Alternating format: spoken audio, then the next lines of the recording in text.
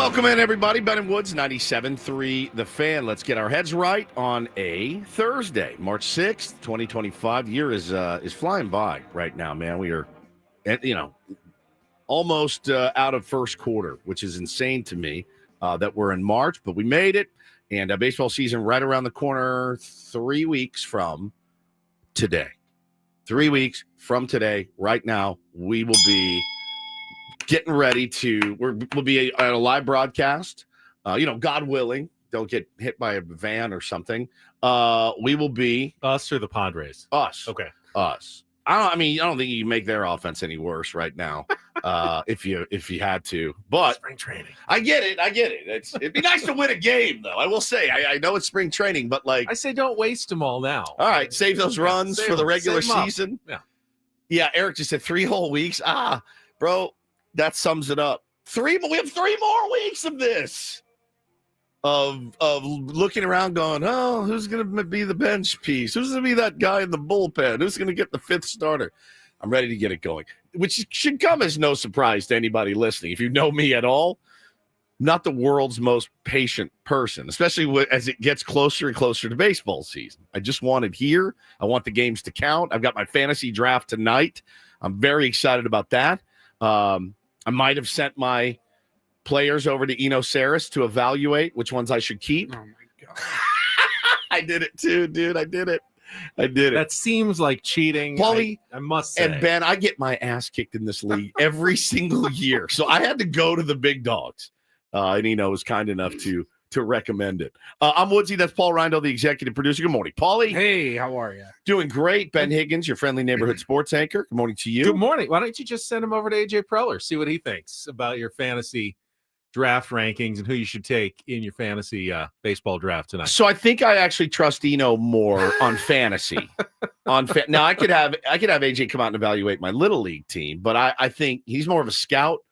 I don't know that he gets down in the weeds and crunches the numbers of the guys that I should keep or not. But man, it's good to be here with you guys this morning. Paulie, you want to talk about what happened to you last night? I mean, it's been a hell of a week. I'm going to be honest with you guys. It's been a real odd, sad week for sure. Paulie was in the vet ER all night. Yeah. Is that what you call it? Emergency vet. Emergency 24 hour. 24 hour. They were awesome, by the way. Yeah. Which is reassuring, comforting. Of course. For sure. I mean, you have to be dedicated if your job is to stay up all night to take care of someone's pets. Yeah. 100%. It's awesome. Yeah, my dog, our dog Daphne, is she's dealing with something, and we've been trying to figure it out for a while now. And she actually had appointments this morning at our normal vet scheduled. Yeah. Get some scans, kind of see what's going on. And last night we kind of noticed some changes in her behavior and like how often she was going to the bathroom because she's on this medication that makes her drink a lot of water, et cetera, et cetera. And yesterday we noticed that her urine was like straight blood. Good God. Yeah, which was terrifying to say the least. To see that. Yeah. And not like, watery with a tint of red or something. I mean, just peeing blood. How old is she? She's about 10. About 10. Yeah. And so I was actually asleep, and Megan had like gone to let her out and woke me up at 11 o'clock. And she goes, I think we have to take her to the emergency vet. And she told me, I'm like, oh yeah, 100%. Yeah. And so we got dressed and got in the car. 11. It was 11 o'clock. I mean, I've been asleep for 3 straight hours at that point. I was asleep for about 2 hours. Yeah. And then got home at like 2 a.m, 2:30, something like that. It's the worst, man. And yeah, it sucks, man. It's terrible. Vet bills and stuff like that. And like, it's an animal. They can't tell you like, hey, it's my ear. Right. Hey, my stomach's hurting. Or you have no idea. No, and it makes it so much more difficult. Sometimes you feel, and the vets do such a great job, but man, sometimes you walk in there and you're like, all right, I know this is going to be expensive, but my pet is worth it, whatever. And you also kind of know, like, I know that they're pros, but sometimes they're like just kind of feeling around like, well, it could be this. It also could be this.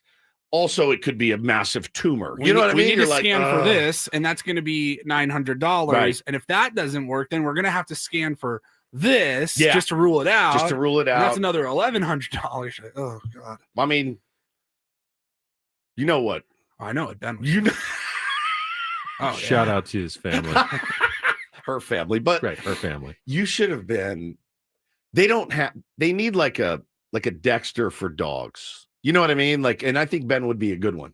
You call him, you're like, I can't do it, man. I do have a heart. I can't do it. And he's like, no worries. I'll come over. I'll pick her up. I'll take her for a nice ride, and I'll bring you back. I'll bring her back when it's all done. I don't think you'd have a problem doing it.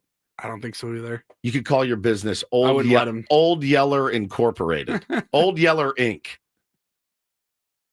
It's tough. I was reading a very sad piece. You know, we had to put our dog Reggie down a few months ago. It's terrible.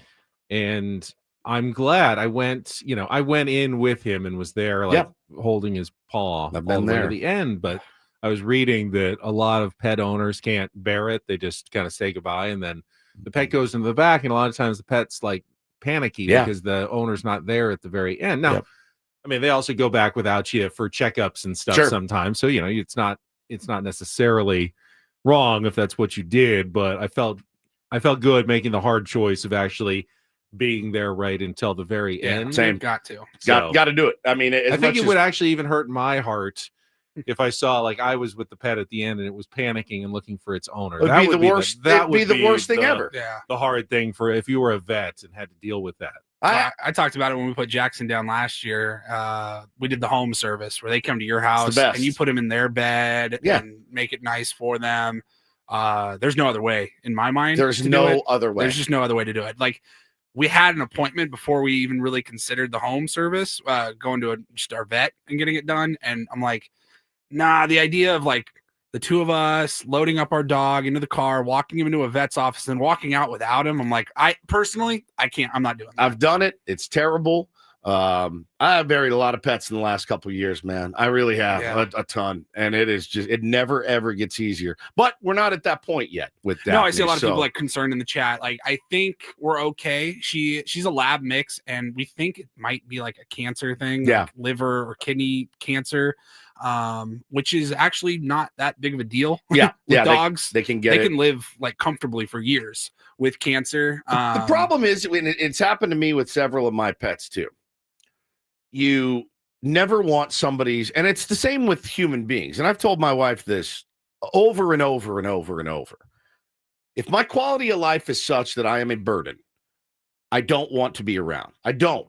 That's a dangerous statement to me. I'm probably a burden to her anyway in semi-good health. Well, you left those dishes out. So. I get it. Take you behind the...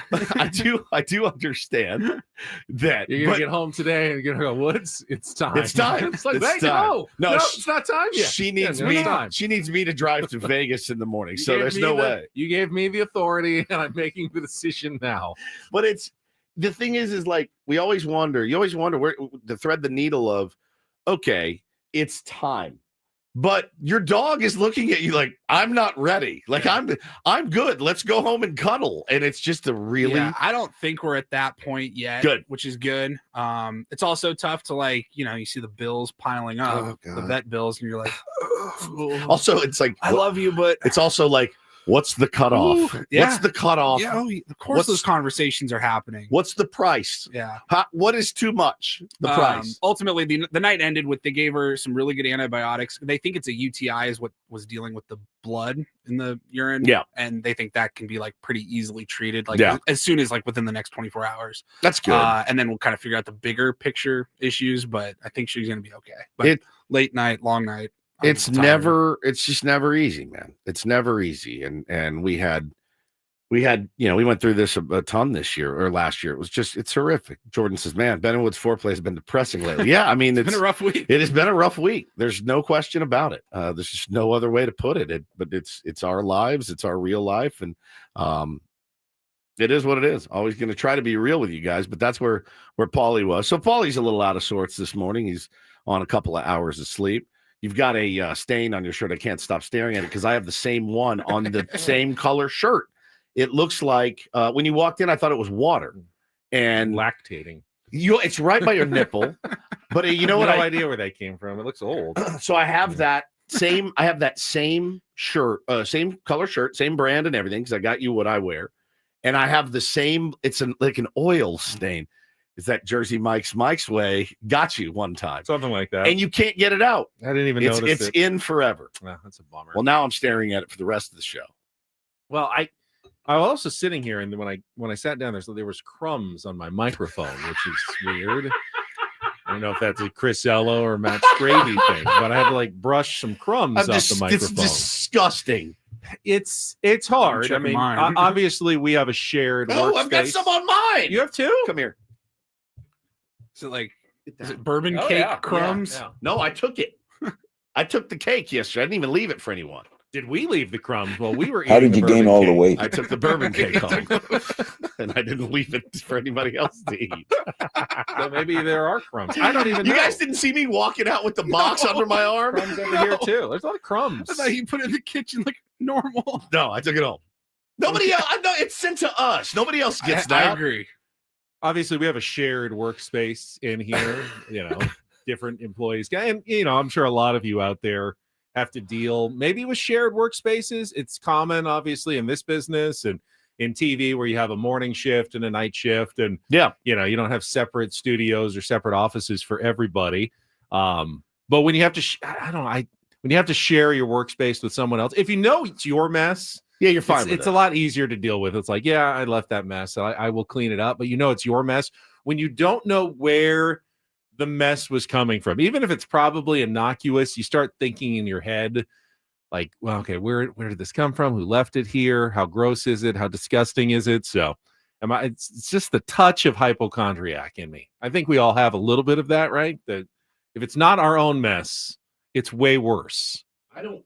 I don't like being in the fallout of other people's food. Right. You know what I'm saying? I don't need to be anywhere near like somebody else's food, their crumbs, their grease, their, sauces that they left spilled behind.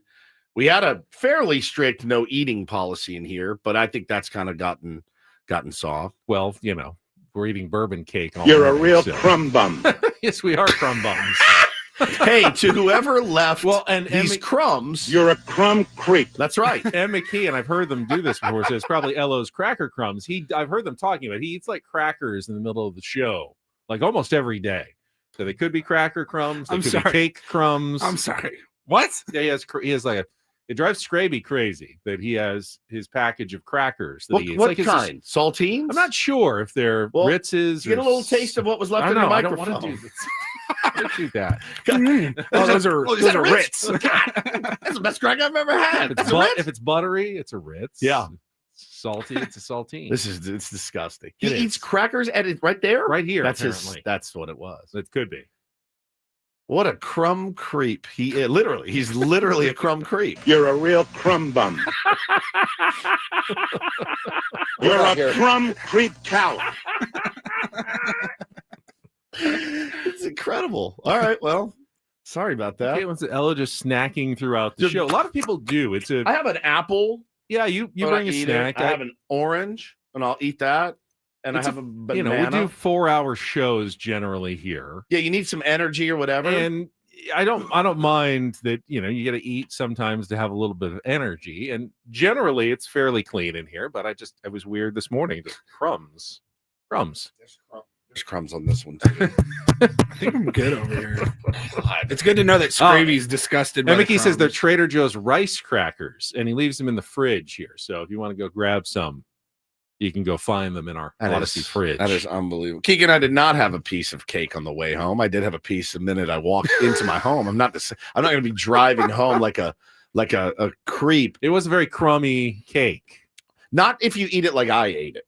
It's so moist you can kind of roll it up into a bowl and just kind of shove the whole thing in your mouth. It was really good. My wife liked it too. I should have saved some for Megan. I didn't even think about you guys. When I see that cake, I lose all faculties. Right? Like I just wrapped it up and took it home, and I didn't say anything to you guys, and you didn't say anything to me. So I thought I was in the clear. But anyway, it's all good, man. All right, thank you. It's your world. We're just lucky enough to be alive. They're not allowed to eat at their desks at work. Neither are we. We're really not.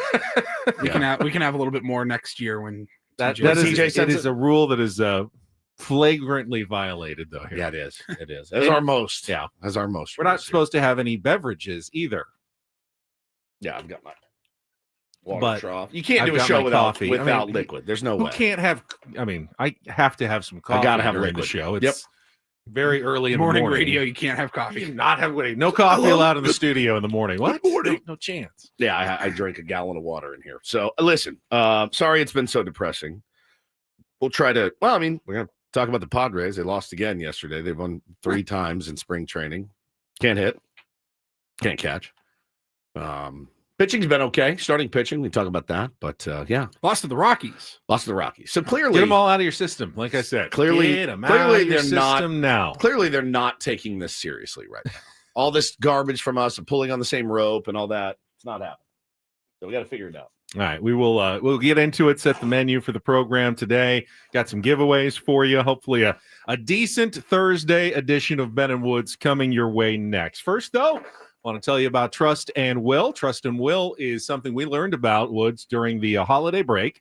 I hadn't given it a ton of thought. I just felt, all right, I'm in my 40s. I'll deal with this down the line somewhere. Yeah. But you don't know what your future holds. And if something did happen to you, don't you want to make sure that your family can be taken care of, that your wishes are set down just so they don't have to worry about it? They can take out a document. It's very easy. Then you can avoid a lot of the hassles that could be forced upon them if you leave them without any direction. Yeah, no question. So when you reach out to Trust and Will, go to trustandwill.com. Read all about, learn all about the trust and the will, but really the trust. It's the only thing that keeps your family out of probate court. It's lengthy, it's costly. You don't want it. All right. So make sure you investigate the trust as well. But it's very simple to get this done. Only takes about 20-30 minutes. Go to trustandwill.com and use the code San Diego. It's one word, San Diego. You go to trustandwill.com, use San Diego when you check out. You'll get 10% off plus free shipping of your estate plan documents. Again, trustandwill.com, San Diego when you check out.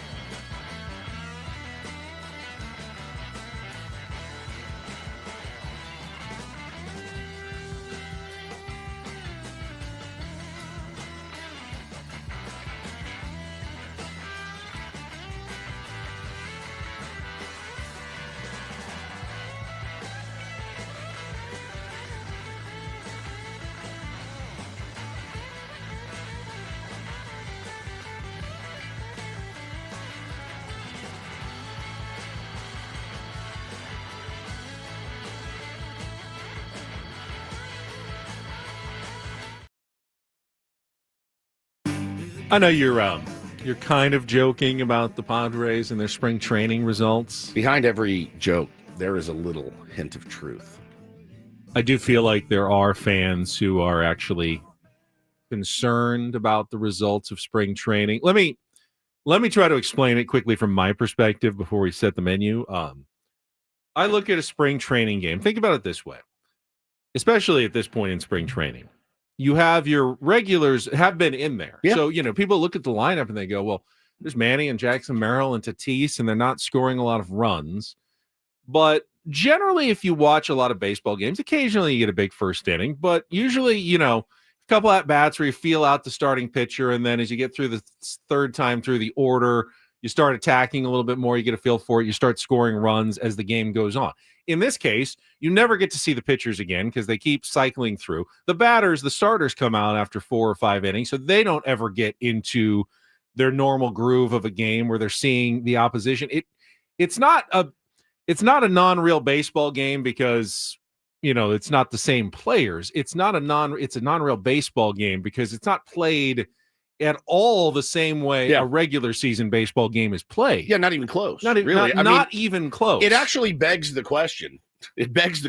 Are we doing this the right way? Well, that you know what I mean? The thing, is it smarter to do more bullpen games where you're mixing up a lot of pitchers, and if you did it that way, would it be harder on opposing teams because they don't get those constant looks, 2 and 3 looks at the same pitcher, which as much as we love a starting pitcher who goes deep into a game because it's good for the rest of the team. You don't want that in spring training. you don't want that in spring training, but there's a definite penalty. Third time through the order is it is one of the clearest stats in Major League Baseball that when a pitcher gets the third time through the order, they're just not going to be anywhere near as effective as they were the first 2 times. Now, you could say we're never letting our pitchers go a third time through the order. They're just going to go twice, 4 innings, maybe get to the 5th if they're really throwing well. That's a strategy, but then you tax your bullpen all year long, and generally they end up getting fatigued July, August, and you don't have much of a pen left. So it's a balancing act, but it's never really a great idea if you want to win a game to have a starter in for a very long time. Yeah, I don't really care about the starters. I care about the starting pitching. I like to see my guys get knocks. I like to see some of the guys that are fighting for jobs get knocks. It's important to them. If Manny, there was a stat that came out yesterday. Manny's seen 10 pitches at spring training. He swung at 7 of them he's had 10 ABs. He swung at the first pitch. I don't care. I'm not worried about Manny. I'm not. You also have guys weird though. You also have guys like Jake. You look at his average; it looks horrible. He's hit, I think, 8 of his last 10 balls have had a hard hit exit velocity. I think he has 1 hit though. They're just, he's just lining the ball right at people. On a small sample size, you'll never be able to tell the difference between the guy who's blooping in singles and lining hard out. I think though, for me, it's like if I wasn't looking for something in a spring training game, I wouldn't watch a spring training game. I don't like exhibition baseball that much. You know what I mean? But I was looking yesterday. Look, man, I'll be honest with you. I was looking to see if Xander Bogaerts could start hitting the ball hard, right? And he's not had a great spring. I was looking if Luis Camposano could do something, and he again did not impress yesterday. And just kind of had some weird lazy boxed balls and things like that. And those are the things I'm looking at. I just as a fan that's looking for something to nitpick, Mike Schilt would absolutely come up behind me right now and put an ice pick in my temple. He would. If he heard this conversation. He would, but he also might be looking at some of those things with a guy like Luis Camposano. Now, with Xander Bogaerts, he's not going to care. He's going to say, Xander, what are you giving me? He'll figure it out. Once the bell rings, what are you giving me? And then, you have to have at least some clear-eyed evaluation. For sure. But he's not going to care about Xander. No, now, Luis, he might care a little bit about. That's the thing is those guys that are looking to make the squad, and are they gonna show you anything right now? And so yeah, I don't care. I don't care. It was a joke that we lost to the Rockies yesterday, but you would like to see some of your guys get off to hot starts. Now I'm looking in Cincinnati. One of my son's favorite players is Ellie De La Cruz, and frankly, he's one of mine too. He's one of the most exciting players I've seen in baseball in the last 10 years. It's pretty awesome, dude. The guy's hitting about 700. He's yakking balls over deads. Does it mean it will am I going to draft him higher tonight because he's having a good spring training? No, I'm not. because you got to get out to Cincinnati and you got to do it on a daily basis, right? But it's cool to see. It's cool to see your guys that are stars playing like stars, right? I mean, I'm sure Dodger fans are pretty elated after what they saw out of Roki Sasaki the other night, as they should be. They showed a graphic. I don't know if you guys saw this. One of like the pitching ninja guys. I'll try to find it. I saw it too. The release points oh my God. of every single pitch, whether it was a breaking ball, a splitter, a fastball, just dialed into the exact same point in space every time. 46 pitches, and it was the size of a pinhead of 46 little dots in there, all in the same. He did not deviate. He didn't swing out wide for his splitter, didn't short arm a slider, Ben. Every single one was in the same spot. Precision. So yeah, I think there are things you can get excited about at spring training. Record's not one of them. I really don't care about the record. I don't care. I don't care if they ever won a game. But what I'd like to see is those guys that we're all counting on. I'd like to see them, playing good baseball right now. And for hitters, it's not, you may be trying out a new stance, whatever. You may be trying something new, whatever. There it is. Paulie just put it up. Good God. That is insane if you're watching in the chat right now. But yeah, so I don't care about the record. I really don't. I'm joking when I say that. Spring training, anything bad, you just say, it's just spring training. And probably if it's just working good, on something. And if it's good, you then should it also obviously say is carrying over. It's just Correct. spring training. That's the hard part, because if it's good, you kind of have to say the same thing as well. Prolific the Great says it's a trip. Nobody wants to talk about Cronenworth and his struggles and how he should be benched or traded. I mean, I think a trade is maybe on the table, man. It might be. I just don't know. Especially with yesterday's news. Jay Cronenworth is 2 for 13 this spring, but 6 of the past 7 balls he's hit have had an exit velocity of at least 95 miles per hour. That's good. He's been a little unlucky. Catching barrels. That's good. That's a good thing. Excuse me. All right. Here's what we got coming up on the program today. We'll have more Padres talk. Michael King's performance yesterday in spring training. If you didn't hear our chat about Jose Iglesias, he should be in camp today, according to Mike Schilt. So adding a new player to the mix today. Get into some Padres talk coming up. We have a couple of giveaways at 7 o'clock. I remember our final pair of SDSU tickets. Last game of the season at Viejas Arena this Saturday. And I believe it's not a must win, but I will explain what I think the Aztecs need to do to now make the NCAA tournament the rest of the way. And we'll give away those tickets coming up at 7 o'clock this morning. Regular features like Don't Do This, Real or Fake on a Throwback Thursday. Paulie's got some Throwback Thursday clips for us today. Spring Training Sammy will join us in our 8 o'clock hour at 8:35 from Peoria, Arizona. Get our Rondo Report, biggest fan, and all of that in the 9 o'clock hour. But when we come back, let's talk some Padres and yesterday's Michael King performance against the Colorado Rockies. The pitching staff does look pretty good. They look really, really good. It is spring training, that's but something that you can get been an encouraging sign so far, and we'll talk about it next year on 97.3 The Fan. Gambling problem? Call 1-800-GAMBLER. GEGE 000466. All right. If you haven't noticed, looking outside, it's gray.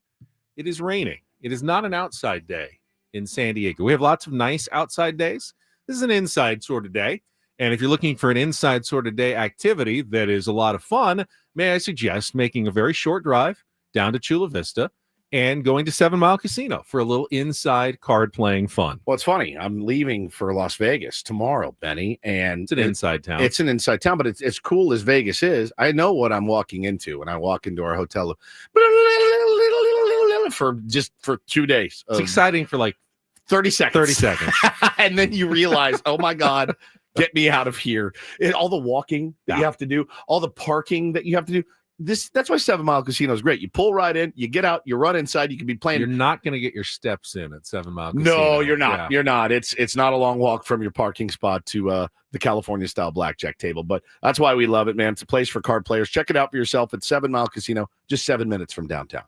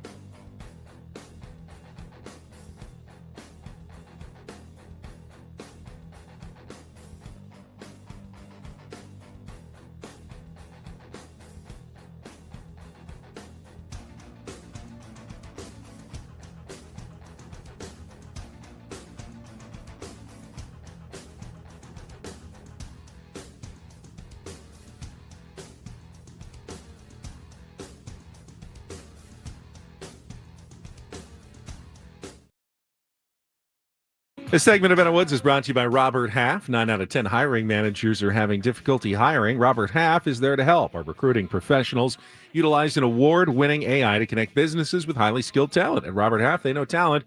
Visit roberthalf.com/talent today. AJ Preller has there's plenty of talent, I think, on the roster right now. Too much to actually make a 26-man squad. Yeah. Which begs the question, is there another move coming somewhere? I heard Ella talking about it yesterday afternoon, and I tended to agree with his logic.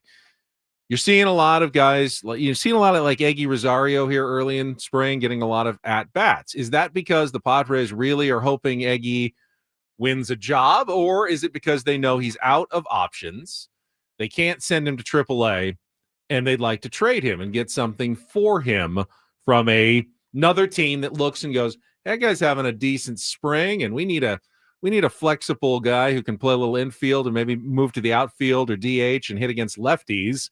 Is Eggy Rosario simply being showcased for trades the rest of spring training because there's so many options right now that it's going to be tough for him to win a job on this team? I think if you're a San Diego Padre, Ben, at any level, I think your entire life is you're on display to be included in a potential trade. I think the way that business has been done here, and if you feel good about it, if you feel bad about it, if you feel indifferent about it, literally, like, no one is safe. I mean, honestly, like, no one is safe. We asked AJ Preller, and he's like, yeah, I mean, I listen on everything and everybody, as a good GM should do. You should never turn down it would be different. It'd be different if it was like, if he was actively, like, think about Nico Harrison in Dallas, how he basically called Rob Pelinka. He's like, look, Luka's out there, but I'm not putting him out to market, right?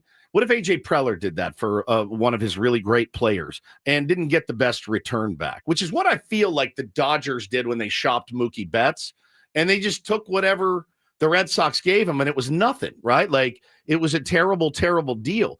But I think with the Padres, Benny, bro, everybody's on display. So I think there's absolutely truth to that. I think that absolutely happens. Like, everybody that's on this team could be moved at any time. And that's Jake Cronenworth. That is, Xander's going to be a tough one always because of the no trade clause. Man, he's probably here till he's done, I would guess. Toddy is one that everybody talks about every single year. Like, Padres need to just move him and get a haul. No, I don't think that's going to happen. Jackson Merrill is not on the trade block, but I mean, Dylan Cease, yes, he's probably still taking calls. Luis Ariz, he's probably still taking calls. Michael King, he's probably still taking calls. So I think everybody's on display for a trade. Let's get the notion out of everybody's mind, though, that the Padres are somehow on the verge of a tear down and rebuild. They literally have made 0 tear down moves this offseason. Right. They've lost players to free agency like every other team has. Yes, exactly. They haven't re-signed some guys, but they have not traded away anybody, right? Right. I mean, not a single player have they traded away to save any salary whatsoever this offseason. And I honestly, I fully expected at least someone at this point to have been traded away. Me too. In a bit of a cost, effective move, pick up some younger players, maybe address some other needs.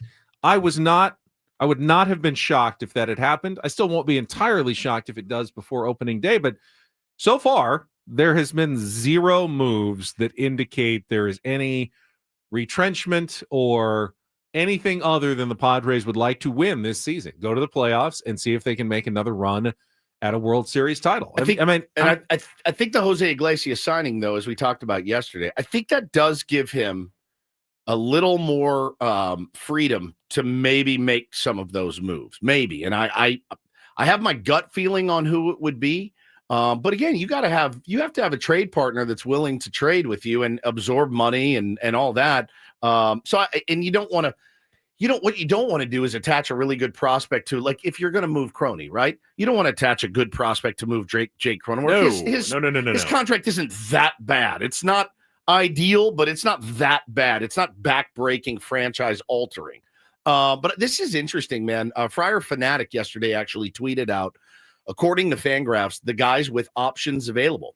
And I think it really makes it it makes it a little bit. I wasn't sure on some of these, so go. I'm not sure them. either, but again, it's according to Fangraphs. So Connor Joe still has two I options saw that available yesterday as well, and that is that's interesting because that flexibility could be important for the Padres this season. Sucks for Connor Joe. Sure. You know what I mean? No one wants to be on the El Paso, flight back and forth. Right. But I was going to ask you, like earlier, you listed off all the big names, but when you talk about all the players that the Padres have added this offseason, maybe with the exception of Nick Pivetta, they've all been fringe guys, depth pieces. Sure. Hayward, Joe, Iglesias, Sheets, Tyler Wade, essentially on a one-year deal, right? For him. So is AJ adding all of these fringe depth players to let him, let 8 guys fight for 4 spots or whatever? Or is it he's stockpiling to make another trade? Well, I think, it could be either. It could be either with AJ Preller. So Connor Joe has 2 options left. It'd be weird to see him in the minors, but Gavin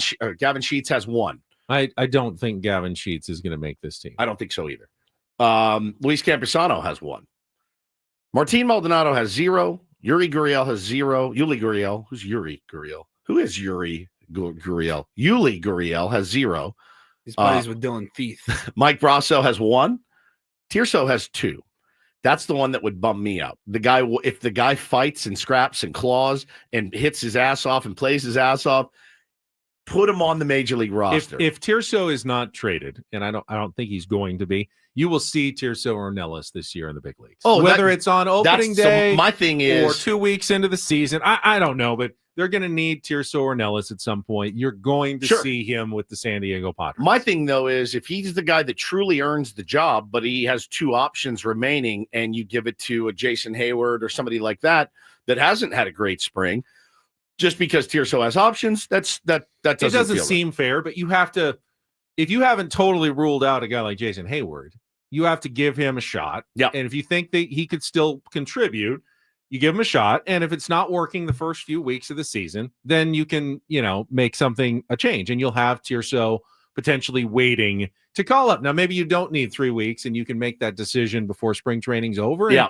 Tirso is your opening day left fielder, but you can't do the other way. You can't go, hey, let's put Nick Tirso the opening day, and he's struggling, and they go, oh, well, we bring Jason Hayward back. No, you lost him. You didn't have any options. You had to DFA him because you didn't have the right to send him down to AAA. So in that sense, you do have to give those guys with 0 options, generally the veterans, the first crack at it earlier in the season. And we've seen AJ Preller go that route where, the veterans have come up, looked bad, and then they've had to go, see you later. Eggy has no options, so they're giving him a look right now. And again, I do wonder if other teams are calling on him. Brandon Lockridge got 3. Oscar Gonzalez has 2. Peralta, the Rule 5, has 5, and Forrest Wall has 2. So, I don't think Martin Maldonado and Yuli Gurriel make this roster. I do not either. I don't think they do. I think Eggy could make this roster, and partly because of a symptom that he has no options. Yep. Right. So, also, don't forget, as Paulie said, the fringe acquisitions. Much of last year's team was built on fringe acquisitions as well, like David Peralta and Donovan Solano. I mean, those were the fringiest of fringe acquisitions when they happened. And then later in the season, you felt like these are really solid guys, contributing vets. They're not when you first get them, though. Remember, David Peralta was, I think, 1 or 2 at-bats away from being, thanks, but we're moving in a different direction. Then he got hot, and all of a sudden, he was an important contributor in August into September for the Padres. No question. I know I've romanticized. Now, Donovan Solano was a brilliant pickup, I thought. I really do. And I thought Peralta was a good pickup as well, but I think I've romanticized David Peralta more than I'm more excited about Jose Iglesias than I was about Donovan Solano when he picked it. Correct. Now, if he performs anywhere as well as Donovan Solano did, I'd be thrilled with that. Correct. But I was not as excited about Donovan Solano. I'm more excited about Jose Iglesias. Oh yeah, me too. At this point, me too. We need to take a little check of traffic. We can talk some pitching. Michael King making his Cactus League debut yesterday against the Rockies. That's coming up next year on 97.3 The Fan. From the 855 Get Ross Traffic Center, protecting San Diego after accidents or injury, here's Kelly Danick. Some spotty showers hitting the county, guys, so please take that into consideration. Leave extra time for travel. Clearing a crash for the Coronado Bridge heading over to the island. Just before the old toll plaza, a couple cars involved. They are over to the left shoulder. Also traveling on southbound 5 right before Genesee. We have reports of a stalled vehicle in the center divide. Looks like it may have had a blowout. Fortunately, no other trouble spots on our roads at this time. I'm Kelly Danik with Ben and Wood, San Diego's #1 sports station, 97.3 The Fact. Surprising, I mean, not surprising, but a lot rides on Michael King this year for the Padres, building on what he did last year, which was fantastic. Last year at this time, Michael King was fairly unknown quantity. I mean, you knew he had good stuff, but his experience starting was limited to 9 starts with the Yankees. We knew the Yankees didn't want to give him converted from a reliever. You knew you had some excitement. There was promise. Now he's coming back as one of the top starters in the National League. Was 7th in the Cy Young voting, and the point can easily be made that eliminate the first month of the season, April, and he was the best pitcher in the National League from mid-May through September. I don't know that there was anyone better than Michael King last year. If he picks up where he left off, the Padres have a potential Cy Young Award winner in Michael King as one of their top guys in the rotation. And yesterday looked pretty decent for a first spring training outing. Had a little control problems in the first inning. You almost expect that the first time you're out there on the mound. Worked around him, though. 2 2/3 shutout innings, 3 strikeouts. And, for the most part, I thought he looked very Michael King-y on the mound. Good movement, mixing it up the way he does. He made pitching ninja, so that's always a good sign. Always a good sign. That means the ball is moving as it should be. Some good stuff. So that was undoubtedly a positive sign for the Padres yesterday that Michael King looked really good. And now the question is how much more can you rely on him? He pitched more than I thought he would be able to last year. He told us I didn't meet my goal of 180 innings. Yep. So, we're definitely going for that now this year. What did he say? 200? I don't even know if that's a realistic goal, but clearly he's got it in his mind. He wants to help this team. He wants to have a huge monster kind of season, and he's got it in him. He's got it in him to have a huge monster season. No question. I mean, he is a guy that is when he's on, man, he is just as nasty as it gets, dude. It's the two seam, it's the changeup yesterday, it's the slider, it is all of it. It is nasty, man. So he's a force when he's right. And that dude just seems locked in, man, on what he wants to do, Ben, for his career. He's got his goals set, wants to be a part of this, wants to go out and he wants to be, and look, let's be honest. He wants to get paid like a starting pitcher. He wants to get paid like a starting pitcher and a starting pitcher only. No more of this. Oh, man, we'll move him to the bullpen in the playoffs. No, he wants to be a number 1, number 2 starter in the playoffs. That's what he wants. And he's got the stuff to do it. He will, he's going to be a dad. Yeah. Coming up. Congratulations to he and his wife, Sheila. Instagram post from Sheila. Yeah. The bump is showing a little bit. So that's probably going to happen sometime during the season, I would imagine. Yeah. Yeah. I think July, they said, which is great. The Padre for life meme. Get it. Padre dad. Yeah, Padre. Oh, yeah. You're a Padre for life. I get it. Well, you'll love it. You'll love it, Michael. I'm telling you. Yeah, it's I awesome. mean, would you feel comfortable as a Padres fan if they announced an extension for Michael King today? Yes. Yeah. Are you kidding? Is it a bad thing that Michael King is pitching for his life-changing contract this year? Yeah, it's bad for us. It's bad. Bad for AJ Preller. It's bad. It's bad for the finances of the Padres. Yeah, it's really good for his motivation and potential success on the field this year, though. Yeah, Andy says, did it concern you when he told you there weren't any extension talks? 1,000%. Yes. I wanted them extended last year, but things were certainly up in the air with this team. So, I love that dude, man. I'd love to see him. I wonder if when we get to the summer and the Padres, if they're playing well and they know, all right, we're not going to be able to shed any salary, we're going over the luxury tax this year. If that makes it actually easier to just, all right, we can just sign the extension now. Yeah. It's right now you go, but you're dumb if you're him. That's a dumb move for him. If in you July, get to July, you might as well finish out the season and hit the free agent market. That's true. 1,000%. Yeah. He's if he's pitching like he's capable of.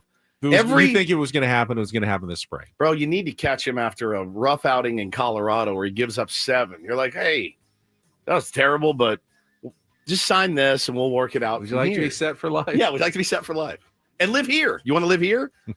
So, yeah, man. All right, we'll come back. Hour number 2, give away the final pair of Aztecs basketball tickets for the season. What do they need to do to make the NCAA tournament? Next on The Fan.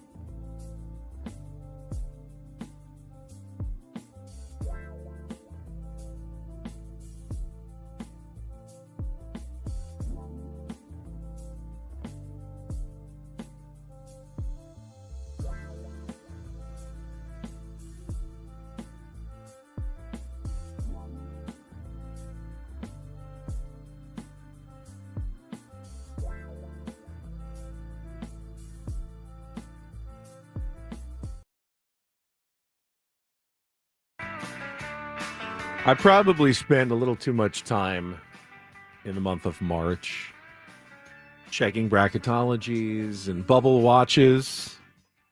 This one's particularly stressful for San Diego State fans because every single day, they're right on the cusp, especially after the loss to UNLV on Tuesday. The updated bracketologies yesterday, most of them had the Aztecs either as a 10 or an 11 seed, one of the last 4 teams in the tournament. Others will be updated. I haven't seen anyone knock them out of the field yet, but remember, that's before there's any bid stealers in conference tournaments, which are getting underway this week and next week. There are some teams at this point, Woods, if you're an Aztecs fan, you want to be cheering against. Tell me. Other bubble teams that you want to cheer against, teams like North Carolina, you'd like to see lose some games. They're right on the bubble. Oklahoma, that was they won yesterday against number 15 Missouri. They're like 4-15 in the SEC, but they're still a bubble team because that conference is so deep. I know, isn't that crazy? Because they had a good non-conference and then they got to the SEC and they've been totally overmatched. But even though they've had a terrible conference schedule, they're still in the mix. They're 4-15, and they still are on the bubble, I believe. Yeah, which is crazy. They beat number 15 Missouri yesterday, though, to help their case. Xavier is a bubble team. They won on the road at Butler yesterday. Butler's not great, but any road win late in the season, that's going to help Xavier. So you watch these other bubble teams win as the Aztecs lose, and you're going to start getting a little bit more nervous. So I was trying to decide, just for my own peace of mind, what do I need to see for the Aztecs for me to feel comfortable when I turn on, Selection Sunday on, CBS on Sunday afternoon, that I'm sitting down and I'm not like every name that pops up, I'm going, come on, please, let me see the Aztecs. Please let me see the Aztecs. What is actually going to make me feel comfortable? And here's what I ended up deciding yesterday. If the Aztecs win 3 of their next 4 games, I think they're in. It's a tall order, no? It is. Yeah. So what would that look like? Beat Nevada and win 2 in the Mountain Beat Nevada, and then they'd have to win 2 in the Mountain West tournament. They'd have to get to the final. For me, not to get in. For me to feel comfortable sitting down on Selection So no matter Sunday. what, they need to get to the final. Yes. In Now, your if they lose to Nevada, then they got to win it. Then they have to win their last 3. Which that bare minimum, they have to. That would be automatically in. Now, if they lose to Nevada and get to the final and go 2-2, I don't know that that's good enough either for me to feel comfortable. Could they get in? Yeah, if there's not a lot of bid stealers, they could still get in if they win. Let's say they win on Saturday against Nevada. They're favored. And then they likely play Boise State in the first round of the Mountain West Conference tournament. Boise State is a bubble team as well. They are right there. A lot of the bracketologists think that the Mountain West is going to get 3 teams into the tournament. New Mexico and Utah State, pretty good bets that they're going to get in. So there's a good chance that San Diego State is fighting for that 3rd team in. Right now, if you compared the resumes, Boise State on the metrics, they're actually ahead of the Aztecs in the net. But I think in the overall resume, given the win over Houston, Creighton, and the fact that the Aztecs have swept Boise State, you definitely give it to San Diego State. If they win all 3 against Boise State, I don't think there's any way a committee can go, yeah, they're really close in everything, but the Aztecs won 3 straight against Boise State. Yeah. We're going to put Boise State in? No. They'd put San Diego State in. So if it comes down to that, that would be a huge game in the first round of the Mountain West tournament, if that is indeed who the Aztecs end up playing. But if I really want to feel comfortable, I'd like to see 3 wins in 4 games, and they're going to be tough games, and please get this one on Saturday against Nevada. That's kind of where it starts for me, right? You got to win. You got to win on Saturday. Otherwise, then I feel like they need to win the Mountain West tournament, which would be 3 and 4. Then you'd guarantee. Then I'd be very comfortable if they, won the Mountain West tournament. The article from Mark Ziegler yesterday that was in the UT talking about, some thoughts on where they stand as far as major metrics. They're fading, he said. KPI. What is KPI? It's a major metric. It's not Ken Palm. It's That's not a different Ken Palm. one. Even Why though it wouldn't starts it? with K and Right. P, it's a different one. They have them at 40. It's the only major metric that still likes the Aztecs, he says. The UNLV loss dropped them from 42 to 48 in Ken Palm, and they're in the 50s in the other. 52 in the net, 54 in BPI, 56 in T rank. And he says that's perilously close to NIT territory. So I can see what you're saying. I mean, you have to win this last game. You have to win this last regular season game. And then you let the chips fall there where they may, because he goes on to talk about, too, things like pedigree, Ben. And he says this isn't listed on team sheets, but it exists in the minds of the selection committee. You feel good about putting the San Diego State Aztecs in your tournament because of what they've done. 7-2 in the last 2 tournaments, lost to eventual champion UConn both times. You don't feel like you screwed up. If they go in and let's say they win one game in the Mountain West tournament, and this is assuming they win on Saturday, they win one game in the Mountain West tournament. You still feel good about putting the Aztecs in your tournament because of who their coach is, who their players are, and what they've done. You know what you're getting with them. Right. This feels a little hypocritical because when the Aztecs didn't have pedigree, had not made any deep tournament runs, I would always say, why does it matter? It's totally different team every year. Evaluate the team based on this year. It doesn't matter what the name is on the front of the uniform or how famous their coach is. Just pick the best teams and put them in the tournament. And when San Diego State did get snubbed, and they got snubbed a couple of times. Remember, they were one of the first teams out that year and were a 1 seed in the NIT, and everyone thought they should have been in the NCAA tournament. But the year they went 19-1 in conference play, and the Mountain West was so bad that because they didn't win the tournament, it was that the year they lost. Absolute trash. They lost 19-1, I think, was the record. Is that the year they lost at Petco Park against USD? And I think that was killed them. An outside game against a city rival, and they lost that early in the season, and they held it against them the whole year. So back then I was saying ignore pedigree, but now I'd like them. Okay, well, if you hurt the Aztecs before, then take advantage of it now. But now you have pedigree. You do, exactly. And in those days when you would say ignore pedigree, you probably saw a lot of teams with pedigree getting in that maybe shouldn't. I know. And now that you've earned pedigree, is not something that is just handed. Like, you have to go out and earn it. And once you earn it, you have it, And I think, again, you can sleep well. If they win on Saturday and they win 1 game, 2 games would be ideal in the Mountain West tournament. Winning the whole thing would be, obviously, you're going in. That'd be great. That said, you feel pretty okay about putting them in, right? Like, you feel pretty okay if you're the committee going, yeah, dude, it's Brian Dutcher. It's these guys. We know we're going to get great defense. They've had a good showing. Yeah, they're in. Aztecs are in. They had a brutal non-conference schedule this year, right? Like, and they played in it. Really well. So some of their best basketball all year. But the good thing is it's totally in their hands. Totally. Just losing that game last weekend, that's a tough one.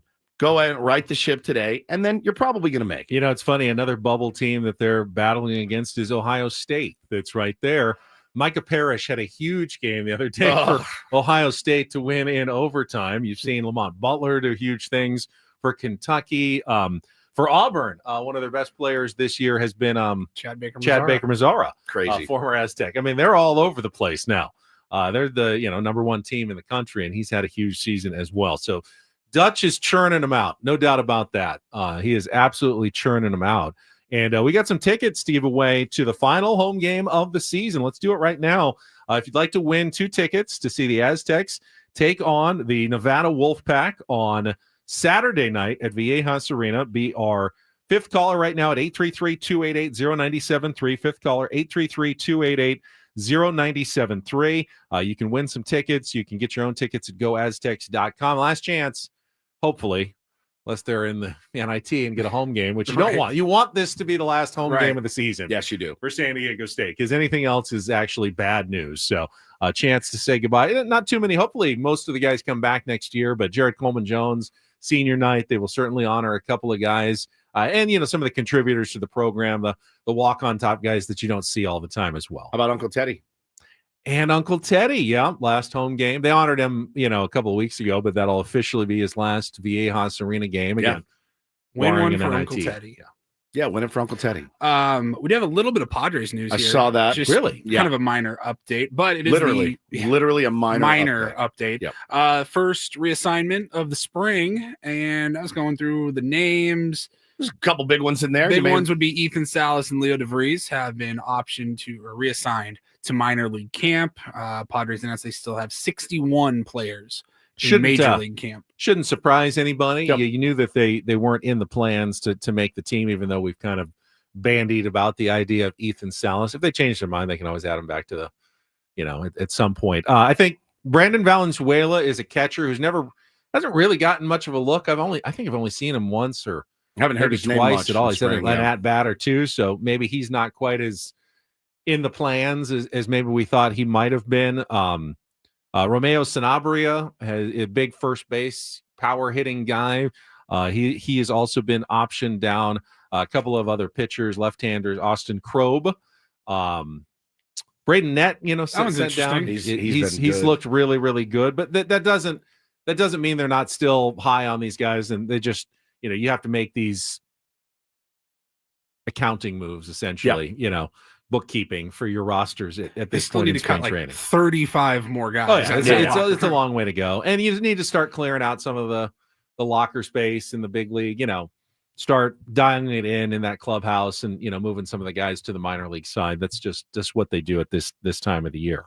Let me just throw in, as we were talking college basketball, really great feature yesterday. I didn't know the writer, but CBSSports.com did a long piece on UCSD and their fantastic season that they've had, and where they have pulled guys from all over the world, from New Zealand and Texas and South America, to find a bunch of guys who have come together, unselfish players, skilled basketball guys who are overlooked, from Division II schools that have transferred, have committed to go through that process where they weren't even eligible for the NCAA tournament last year, and now to be here and have like the third most wins or fourth most wins in the country. Crazy, man. And just having such a crazy good year. I am really excited when I fill out my bracket next week to hopefully pick UCSD for an upset or two. I got to ask you, so your dad went there, played hoops. Your brother went there, played hoops. If they make the tournament, and it looks like they will, Ben, are they going to travel?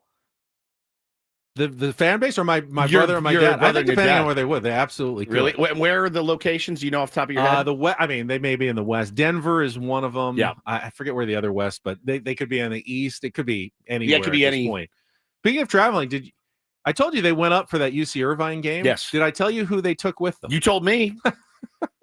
They took AJ Preller with them. So I still want to get wrap my head around this. Kind of, breaking news here on the Fan. So your dad, your brother, and AJ Preller, all drove up to a game together. I don't know if they went in the same car or not, but they went up and watched the UC Irvine UCSD game 2 or 3 weeks ago. How does your dad and brother have better access to AJ Preller than you do? My brother does, because he plays basketball with him. So. But we talk about his baseball team. I know. But they're friends. So I thought we were friends. Are we not? I don't know. No, he doesn't text me back. He texts Sam. Oh yeah. Good morning, guys. Hey, good morning, AJ. How was Big Chief? By the way, I found out about that about 2 weeks later too. Did we tell you we took AJ Preller up to the basketball game? No, you didn't tell me you took AJ Preller to the basketball game. I feel like hey, don't horn in on our guys. You know what I mean? Like, what are you doing? It's so strange. So strange. We're gonna take Adam next week. Yeah. Just Adam's over at your parents' house for dinner. Like, that's weird to me. Yeah, I mean, they've apparently had a really good time. They're starting to get to be really good buds. Apparently. All right, great, fantastic. We can't get anything from them, so it's great. Funny. All right, before we get to Don't Do This, and we've got remember the story about the Chiefs fans who froze to death? Yeah. We have an update for you. It's on not that good. One. No, it's not. It's not good for you. First, I'm going to tell you about Prize Picks. Prize Picks is my daily fantasy option. We were just talking hoops. You got the college basketball, the big event coming up this month, and Prize Picks is an extra way when you're watching so many games at once. Think about how many lineups. I mean, you can fill them out all day long. 2 to 6 players. You're just stat projecting. You're watching all these games anyway. Might as well add a little, excitement to the mix when you can win up to 1,000 times your cash by running your game all month long here in March with Prize Picks. It is very simple. All you have to do is download the app by going to prizepicks.com like I did. Use the code KWFN. Make sure you do, because when you do, you're going to get $50 instantly when you play your first $5 lineup. hey, maybe that's the day that you use all 50 and set 10 different lineups to try to win some real cash with Prize Picks as you're watching basketball this month. So again, just use the code KWFN, get $50 instantly when you play your first $5 lineup. Whether you're watching an SDSU game, UCSD game, you can find Prize Picks opportunities and lineup squares for all of those teams that you are watching right now on Prize Picks. So do like I did. Sign up today. Get started with Prize Picks. Run your game. Must be present in certain states. Visit prizepicks.com for detail.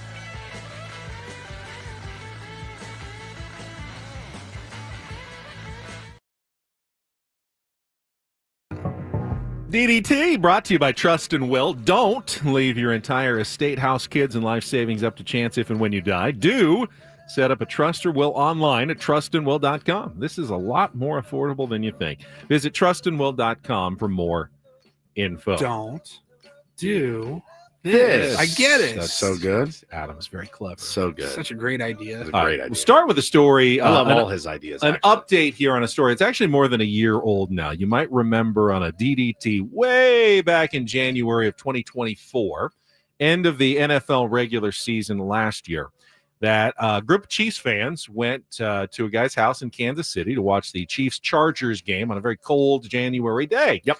Had the party, whatever, party wraps up. Partied hard. Guys are gone. I guess they must have left. And then 2 days later, 3 of the party goers were found dead, frozen in the backyard of the guy's house in Kansas City. And wasn't the guy passed out like in the basement or something? Like they went hard at it. The guy that owned the home clearly passed out inside. Clearly something was going on. Was it simply a case of they all just drank way too much, passed out, and froze to death? Well, it's finally being revealed what actually happened. And this week, 2 of the guys who were at the party that didn't die have been hit with criminal charges for alleged roles in what happened. Jordan Willis and Ivory Carson have been charged with involuntary manslaughter and 2 counts of delivery of a controlled substance. Authorities say that they provided cocaine laced with fentanyl and that all 3 guys took it, passed out, and really died from the fentanyl, and their bodies then froze to death. But the cause of death is now being listed as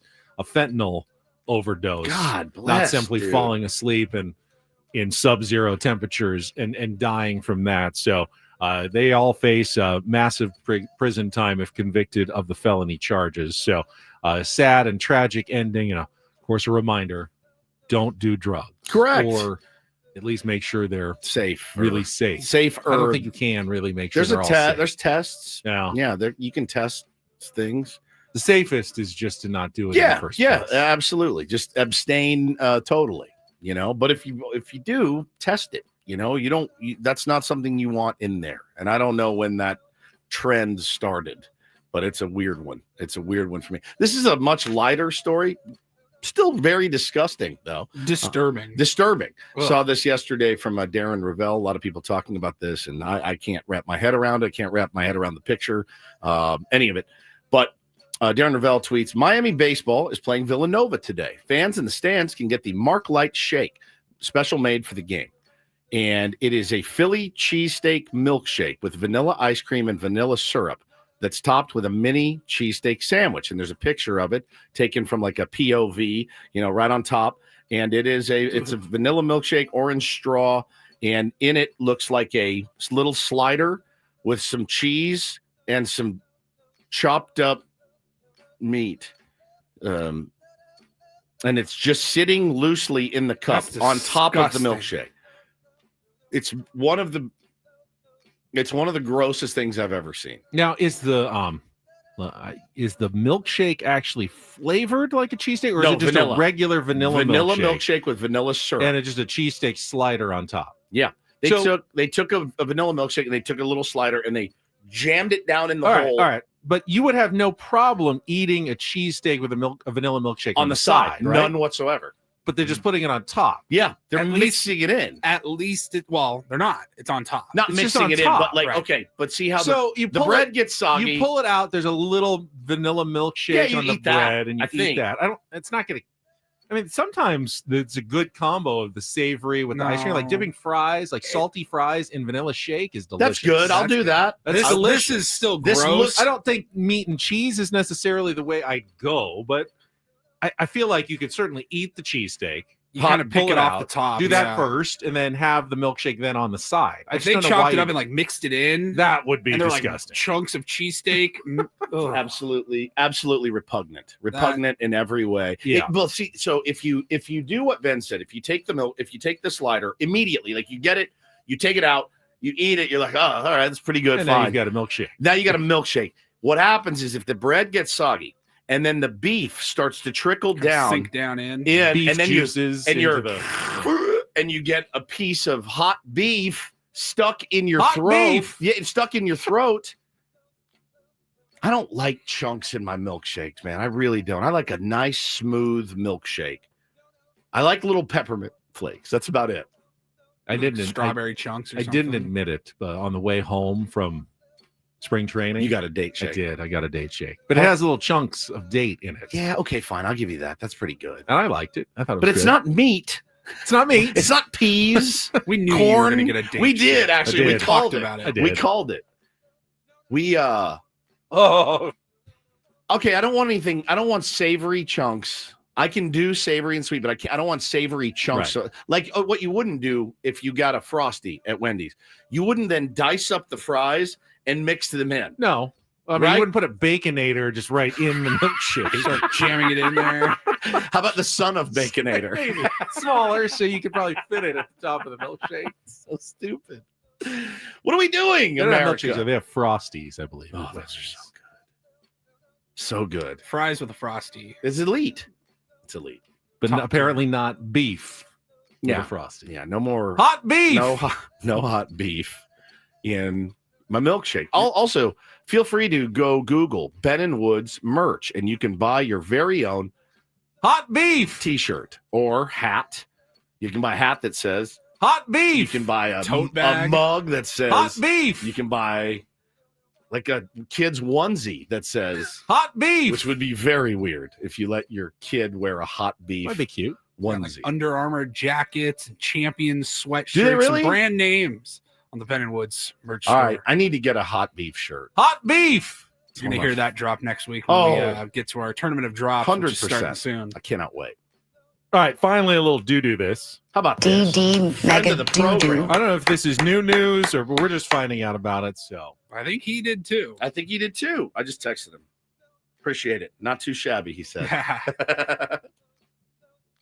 Go ahead. Adam Jones, Yes. our good friend, will be inducted into the Baltimore Orioles Hall of Fame this season. That's so It's really cool. freaking cool, dude. Orioles Hall of Famers. I'm Googling it right now. Going to be some big Brooks names. Robinson. Cal Ripken Jr. See what it's doing though. It's giving me all the Orioles that are in, In the the Hall of actual Fame. Hall of Fame. I want the Baltimore Orioles Hall of Fame. Now you assume that the ones that are in the Hall of Fame, the Brooks Robinsons of the world, they're in the All Baltimore. right, here we go. All right, you got it. I can't find it. Let's see.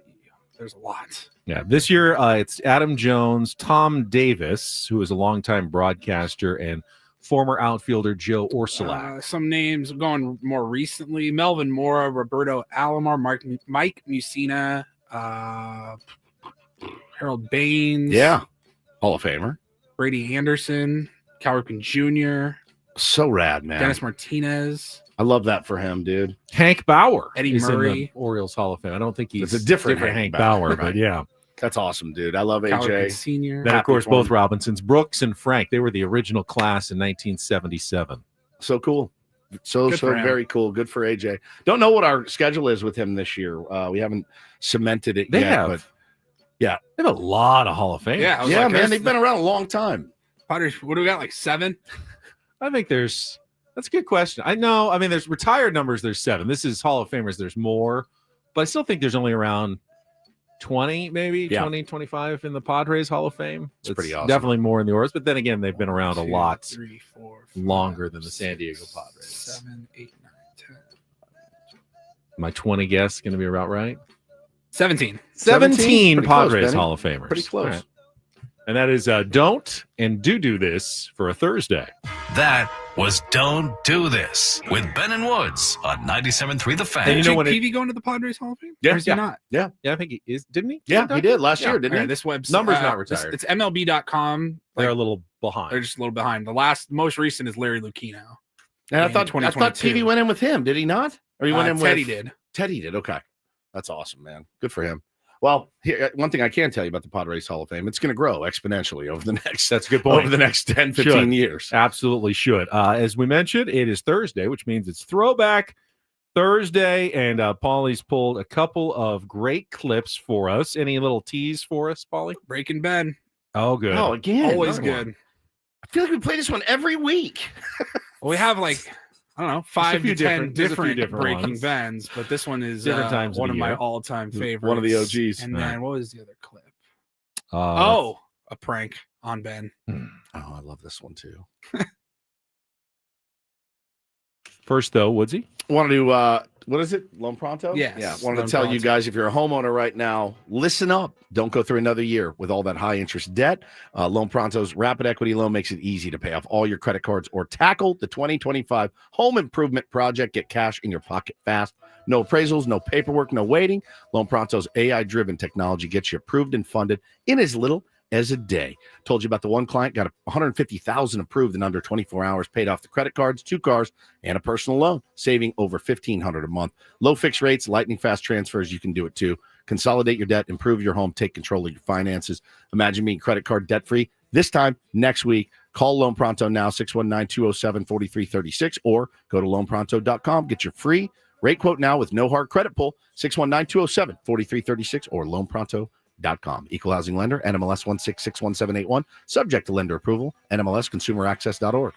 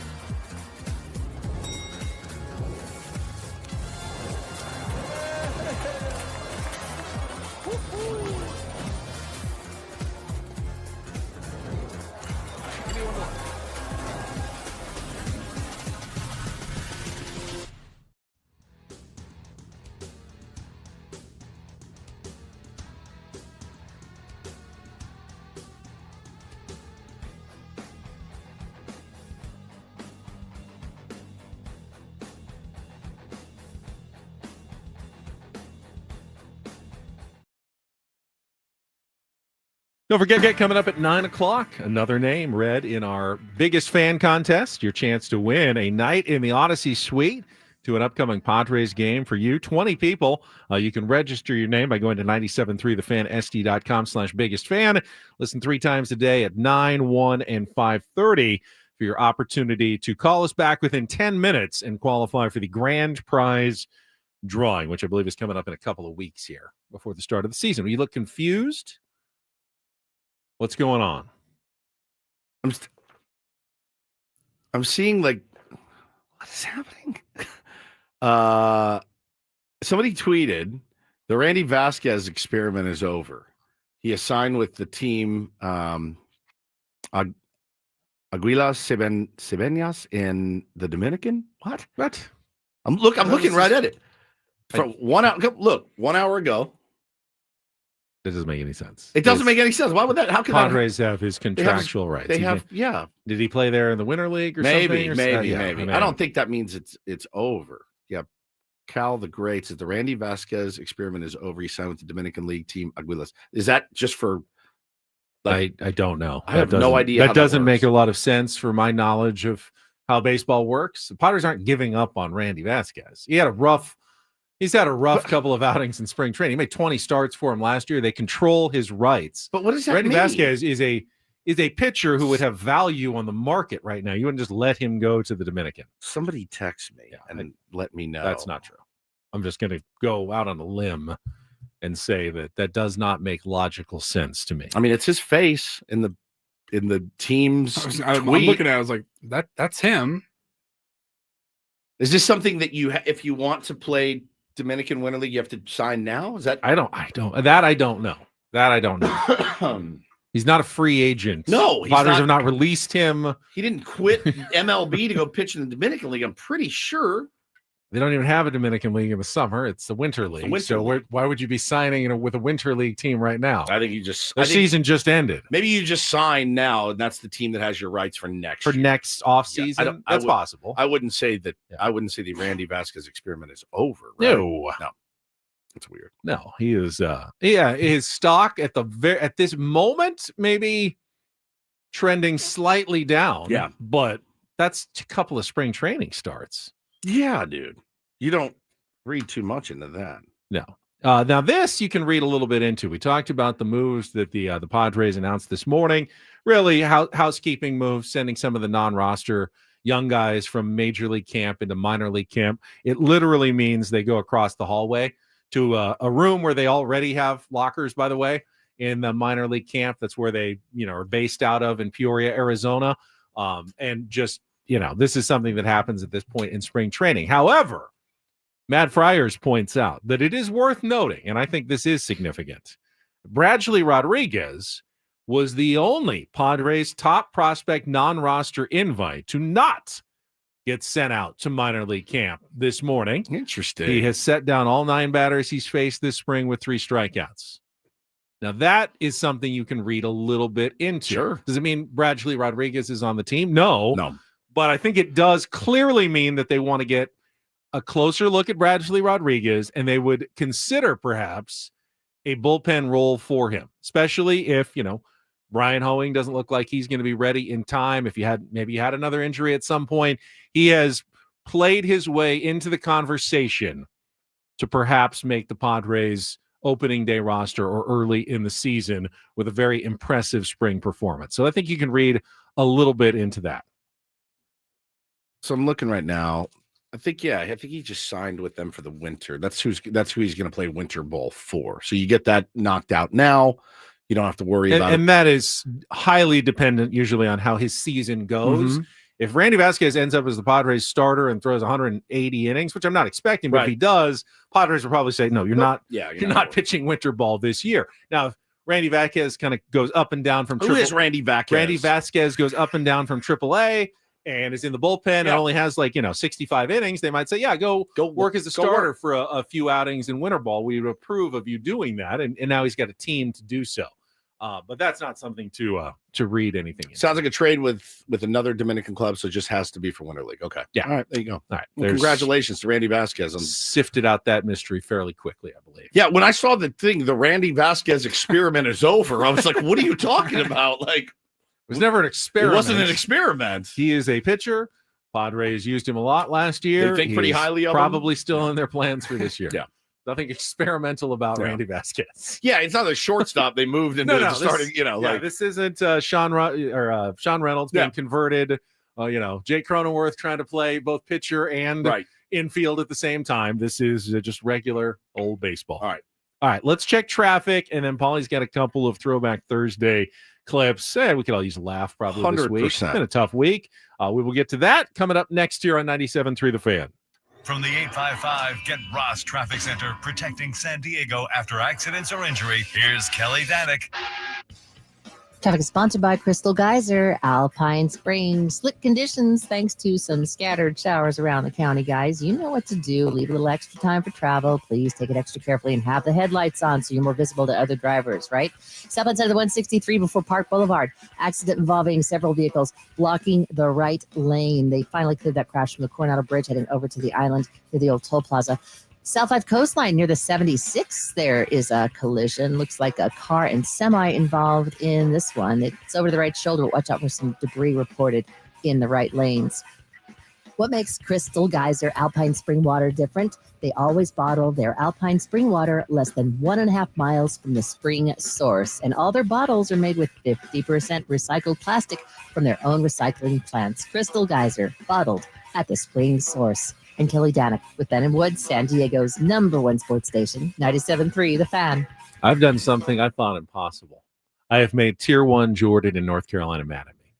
How is that possible? Well, I told everybody you got to cheer against the Tar Heels right now because they're on the bubble with the Aztecs. I just got the red-faced, angry emojis. He will kill you. That guy loves. So I'm sorry, Aztecs over heels right now. Yeah, that's fair. And I don't expect him to cheer for the Aztecs. He's got to root against the Aztecs at this point. That's right, because they are fighting for limited at-large space in the NCAA tournament. But all will be good in a couple of weeks, hopefully. Hopefully both teams get in. Yeah, for Jordan and my sake. But hey, if only one can get in, I know which one I'd rather see in. Have you made your donation to the Mesa Foundation? I might have, yeah. Oh, yeah? Well, I might have. He might have. He might have. So I guess that leaves a little bit. We like to keep financial disclosures. Oh, is that right? Private on this show. So it may have been a very large and generous donation. You know how they hear? Those anonymous donors. The guy who's matching the $500,000. Anonymously could be me. Could be. They didn't say it wasn't. Like I'm out tomorrow. You guys could. I don't want. You could have Luka Doncic on the show. I don't want the credit and attention that goes with a large donation. Is that right? Yeah, I think so. I will. If I do make a donation, it'll be very anonymously. Okay. You don't want to put your name on it. You hate putting your name on stuff. Like, who's this guy that donated $4? Yeah, $4. Anytime you see an anonymous donation anywhere, it's you. It's probably me. Well, Ben's like, oh, that $4 turned into $8. Yeah, that $4 turns into $8. That's exactly right, man. Well, okay, so you might have. You might have. Right. I need to save my money though, to eventually sue the two of you for putting me through emotional strain and grief on this program. We cheapness is a sickness, by the way. Save Breaking Ben for our second clip, Paul. Yeah. Let's go to the other one first. It's funny because I guess this is why it's a Throwback Thursday today, because we saw earlier this week when we were going through the day, I think it was Monday or Tuesday, was National Pound Cake Day. Mm-hmm. Remember? Is that what inspired this? Because I don't know that we were like paying too much attention 3 years ago to like the days of national days or whatever, but I do remember Woodsy and I were on a golf course where a lot of these pranks at least start as ideas, and we were talking about it like, it's been too long we had the Biggest Fan one from a few years earlier than this. Dixie Normus. Yeah. And we said, we got to get them again. How do we do it? So we literally just we have a rundown that I print out every morning for everybody. Yep. There are liners to be read. And Ben just looked at his rundown. But not always proofread. Just read. Just read. He's Ron Burgundy. Yeah. And he read a liner, and we went to break, and we never talked about it until the next segment. And this is how it sounded. Burn, did you notice anything different about this this liner that you go back? It was a new one. I will admit that. Yeah. And I had never heard of this business before. Mm-hmm. But it sounded good. I will say that. This hour of Better Woods brought to you by Pound Town. Head on over to Pound Town in Mission Valley today for San Diego's premier pound cakes, chocolate, lemon, strawberry, key lime, you name it, they've got it. Head on over to Pound Town today, 420 Camino de la Reina. Get yours today. There's traffic right now on 97 Street, man. You know, I mean, businesses all think they're so clever nowadays. That's true. There probably is a pound cake store called Pound Town somewhere. I'm gonna defend. I'm gonna say that one felt kind of real to me. That was the goal. I like how he says Pound Town. A little breezy, maybe. Yeah. Pound Town. I would go to Pound Town to get pound cake. Like Pound Town, an entire bunt cake yesterday. Number one, it's not. I didn't finish it. I did not finish it. I have half of. Well, you ate half of it here, so me and there can't be that much did, left. And then Adam had a piece. Okay. You had some. I had a very tiny sliver. piece. And then I think you're picturing me driving home with it open next to me, eating it like Vito from The Sopranos eating those wings as he's driving. Just handfuls of pecans all over my chest. You said you kind of mashed it up and rolled it together. Oh, there he is. No, it was ribs. It wasn't wings. It was ribs. He was driving away and he was sucking down ribs. I haven't had a good Sara Lee pound cake in a long time. Yeah.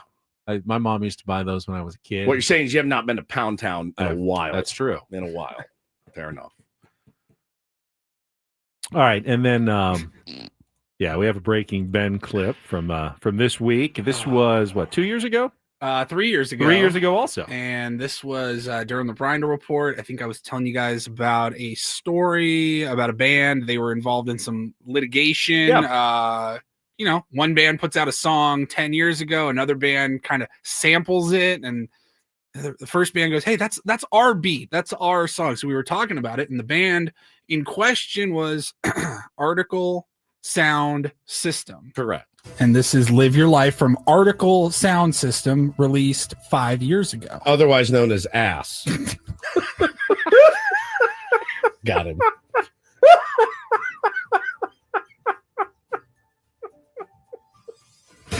You may not be good.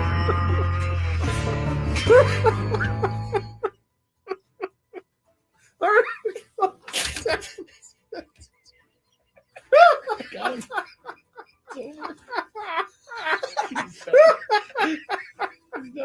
Why that got him so much? The headphones fell off. Damn near fell out of his chair. This one got him good. The headphones went flying. They almost fell. Yeah. Was this the drooling one? No, that was a the throwing cake. That's right. Ladies and gentlemen, we got him. He's done, dude. This may be number one. My stomach hurts. This may be number one. It's my favorite. So take a bow with He's you. done. He is absolutely done.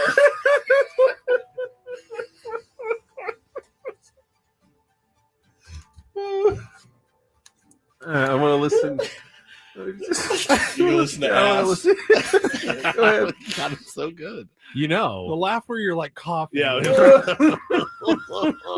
You could have gotten me yesterday, and you didn't see it. One of the tier ones yesterday pointed out something that really could have broken me if anybody had thought of it. But we did in the 9 o'clock hour, our kink quiz that we had to take. All of us BDSM took, all of us took it. We did take it, and found out that you're what is known as a rope bunny. Paulie as well. So is Paulie. And a couple of rope bunnies in here. I feel dirty. But later in the program, you referenced James Bond. And it didn't even click with me. And one of our tier ones wrote me last night. He goes, he's not James Bond. He's James Bondage. And I was done for. I mean, done for. Bondage. If you had come up with James that Bondage. on the fly as I was doing it, you would have broken me. It was I would have hit the so- floor. It was so good. So, Yeah. Very clever. Very clever.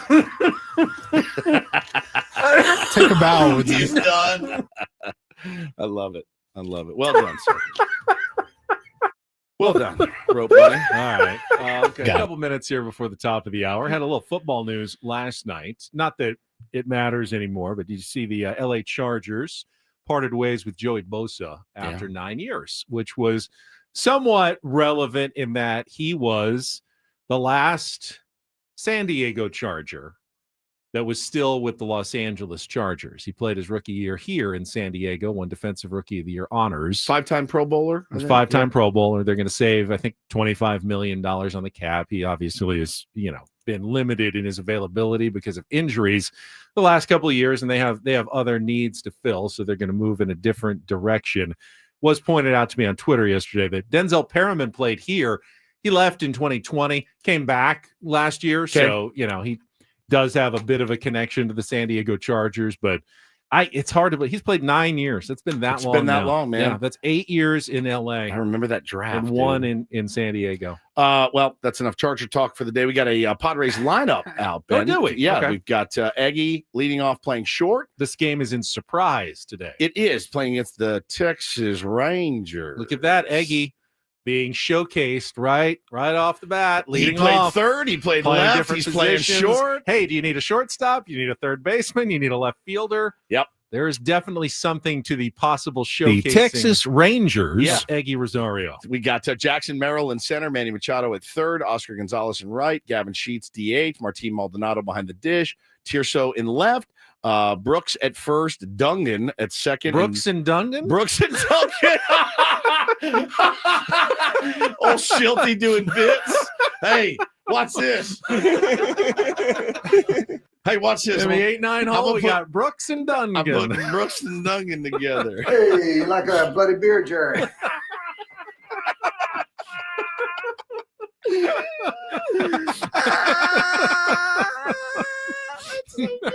And the great Dylan Thief on the mound for the San Diego Padres today. Brooks and Dungan. Holy cow, that's so good. Getting all the aces this week. King yesterday, Cease today. Darvish is scheduled to pitch tomorrow. Yeah. So getting to see, and Pivetta pitched on really well on Tuesday. So God, that's good. getting to see everybody this week with the San Diego Padres at the top of their rotation. Brooks and Dungan. Do you think Mike Schilt noticed that at all when he was making out the lineup today? 1,000%. kidding me? He's in his office listening to Neon Moon, and he's like, "Hey, what's this?" Could have had it Dungan 8th and Brooks 9th, but he goes, no, well, Brooks and Dungan. we're gonna go Brooks and Dungan. It's absolutely brilliant from my skipper. All right, let's win a ball game today, guys. How about that? All right, we'll come back. 8 o'clock hour includes a visit from spring training Sammy. I'll have more Padres talk, a little real or fake, chance to qualify for a trip to Las Vegas as well. All ahead with Ben and Woods on a Thursday on San Diego's #1 sports station, 97.3 The Fan.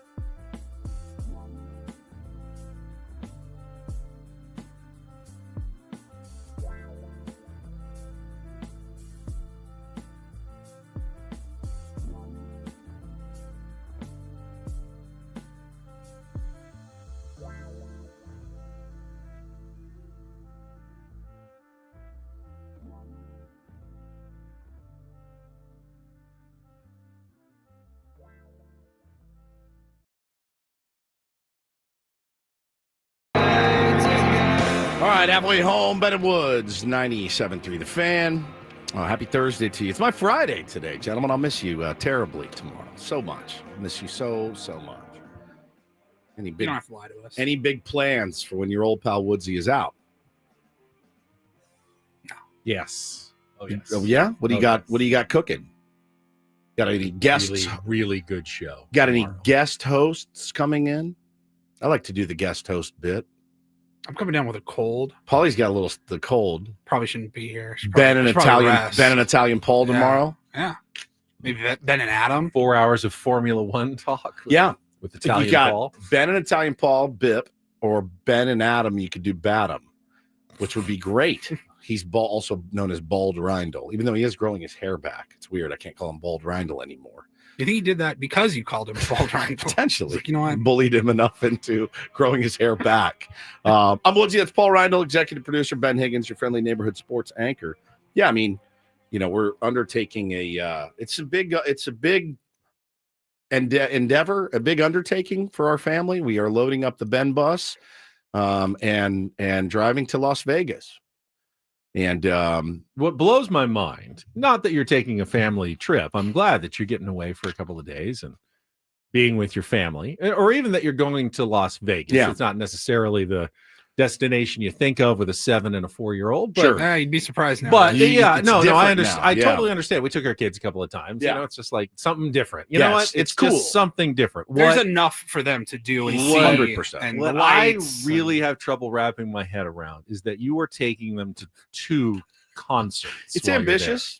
It's ambitious. That to me is. do we have an over-under on the chances that Woodsy makes it to concert number 2? Oh, I'll make it concert number 2. The family, I should so say. The two shows are the Eagles at the Sphere. Yep, that's tomorrow night. Yep, that's tomorrow night. And then Deftones at MGM, which is Saturday. Yeah, which is where we're staying. Vegas concerts tend to start fairly late, don't they? So I've looked at Deftones will take the stage at about 9. But we're doing you all go to bed at 7. Yeah, but it's Vegas. City never sleeps. The city never sleeps, but we do. But we do. That's true. Yeah, I don't know. I don't know how we're gonna do it. I mean, it's fine if they're with you and they're, falling asleep on your lap. Yeah, which is fine. But I assume you had to buy them tickets, or are they lap seats? Of course, I had to buy them. That's what I'm thinking. I had to buy tickets for a 7-year-old and a 4-year-old to the Sphere for the Eagles. Right. Any guesses on how much those were? So wouldn't it have been more? Hang on. Economical? Are we 4 of you? Yeah. Do they have kids seating? No, it's just 4 tickets. 4 tickets.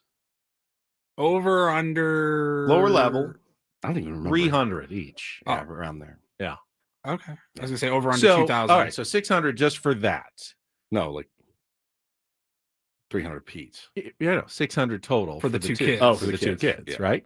So instead of that, you could have spent $600 and probably gotten a room for 2 nights. Yeah. And a babysitter to stay in that room, who then could have watched your kids when you went to both of the concerts. It's true, but my kids like music. They're 300 a ticket. That's a lot, but it's not as much as I would have thought for the Eagles at the Sphere. If they're awake, they like music. They're like, but the Sphere, they're so excited about it. I showed them a little video, and they're just all about it. They probably will actually enjoy it. The Saturday night one's going to be a little tougher, but I do think Bo and I will be there till the end. Bo and I will be at the Deftones show till they walk off the stage. I'm pretty sure he has said that he wants to do that. It's 8:30 p.m. tomorrow night. Yeah. That should be okay, right? Yeah, we should be fine. It's not like an 11 p.m. concert. At the Sphere, they don't have a lot of opening acts for 2 hours before the main guys come on. There's when I saw U2, it was a DJ. He played 7 songs, and then U2 came. Because in Vegas, they want to get you back out to the casinos. They do not want you spending an inordinate amount of time in the concert hall waiting for your act to start. I mean, seeing a show at the Sphere is just it's incredible. My wife's favorite band is the Eagles, so I got this for her. And I like the Eagles too, and I saw the setup and what they're doing. I didn't want to watch a lot of it. I just watched a little taste, and I went, oh my Lord, they are bringing this thing. So that's going to be fun. It's ambitious, I'll give you that. Then we're going to do based on Paulie's wife's recommendation on Saturday. We're taking them to Kiss mini golf. They have a whole mini golf thing, all Kiss, and they love Kiss. And so it's very musical weekend. But that's about right for us. And then, we're doing a meet and greet with Deftones and get our picture taken. And then we're going to go to the show. And I'm pretty sure Hannah moved our hotel to the MGM because they were playing there and that she and Taylor could bail early, or at least she could bail early. I have a feeling it's going to be me and the two boys, raging and having a great time. You can take the tram right up to the Sphere. Oh, can you? You can take it right up to like the Venetian there and walk over. From MGM? Yeah. From the MGM, Same it's side. on that side, yeah. It's a big hotel. What else is there to do for little kids? Like, we're going to get in early. We'll get in. Gotta walk over. We'll be in tomorrow by 9 or 10. You said you guys were originally going to stay at New York. Yeah. You got to walk over there. Okay. It's right across the street from MGM Grand. Okay. They'll have some fun walking around there. They got like the arcade up top up there. And Somebody said take the kids to Meow Wolf. I don't know what that is, but I will take a look. I did Meow Wolf with our kids. What is it? It's like an art installation. It's like an immersive art experience. Oh, I think I saw this. It's hard to describe. Like, in part of it, you go into like it's like a grocery store but all the products are like art, but from this like avant-garde artist. Okay. And then you find the secret door in the back, and you are in these back like maze rooms that are all also kind of like art installation. It's very hard to describe. You just have to kind of Meow go. Wolf. All right, I'll write that down. See it, but it is interesting, and it's family friendly. So you go to the big M&M thing. Is that the M&M store? M&M store. So I had the kids and was getting them bathed last night, and I said to Bo, I go, so what are you most excited about playing in Vegas? And he looked at me, he goes, probably slots. And I go, that you don't get to gamble, right? And he looked at me like, what? I go, no, dude, you have to be 21 and over to do this. Like, you can't just go a little blackjack. Yeah. Crap. He's just smoking a cigarette, playing baccarat, like rolling dice. Come on, boom. But no, he goes, well, what's there to do then? I'm like, relax. We'll find something to do. So it's going to be great. I realize this will be the first time I've ever set foot in Vegas for 48 hours, and will be stone cold sober the entire time. Never once. Will there even be any gambling? I don't know that I can. Not. I don't know that they won't let the kids on the floor. I can't. You'd have to separate from Hannah and Taylor on my knee. Take your turns going down, possibly. Well, you may not. Something tells me she'll get some in on the slots, and I'll be watching the kids, which is fine. What about dining? Do you have any dining plans? Are you gonna do a buffet, or are you gonna do? So I think our kids, like most kids, they don't really like to eat. They don't really care about food. True. They just want to play. And you hate spending $40 on a buffet, and then they don't eat blueberries. Yeah, they don't eat. That's not cost efficient. Oh, they got a pinball hall of fame. They got a mob museum. I've been to the pinball hall of fame as well. Oh God! The funny thing about we did a couple of times. We went to Vegas. You got to find the things that are more family friendly while you're there. I have a feeling that it was you and your buddies that went to the pinball museum when you were there. Possibly. That's my guess. But I'm excited. Bo Papagorgia. I'm dreading the drive a little bit, but we're gonna try to leave at like 4 a.m. and go and get you in about what 10:30. Yeah, I mean, we'll stop. Yeah. We'll stop and have breakfast or something. But I'm really in no rush tomorrow. Sunday is going to be the real bitch. Is getting out of there early after breakfast a concert. With Russ in Victorville. Maybe stop at Victorville. Our pal Russ. And daylight savings time on Sunday, so even earlier. Really didn't think this one through. I really didn't think it through. Also, we I just told you guys yesterday in the opening segment, I was so excited about Little League. Started last night. How'd you do? Woodsy's Woodpeckers. We got rained out at about 1. They banged the game, and then I was so disappointed. Guess what? They rescheduled it for Sunday, Ben, at 8:30 in the morning. So I'll miss now 2 games. So I'm not very happy. Julian says the best pizza in Vegas is Grimaldi's at the Encore. When we had Grimaldi's in Arizona, it was good. So good. Paulie and I, we've done secret pizza at the Cosmo, which is really good. Fantastic. But my new favorite is Mulberry Street at Resorts World, Las Vegas. Okay. Which is one from Beverly Hills. Yeah, I thought that was excellent. Really good pizza. So. Yeah, I'm excited, dude. It's, anytime you load that big van up and go, it's interesting. The farthest we've gone is Joshua Tree. This will be a new record for us. We want to see how the kids do. My guess is they're going to probably do better than I will, but I'm excited about it. I'll miss you guys, though. We will miss you as well. Yeah, fun without me. I will try to carry on the best traditions of Ben and Woods. Okay. Not turn it too much into a 4-hour basketball show. Show. Lakers talk. Will there be no?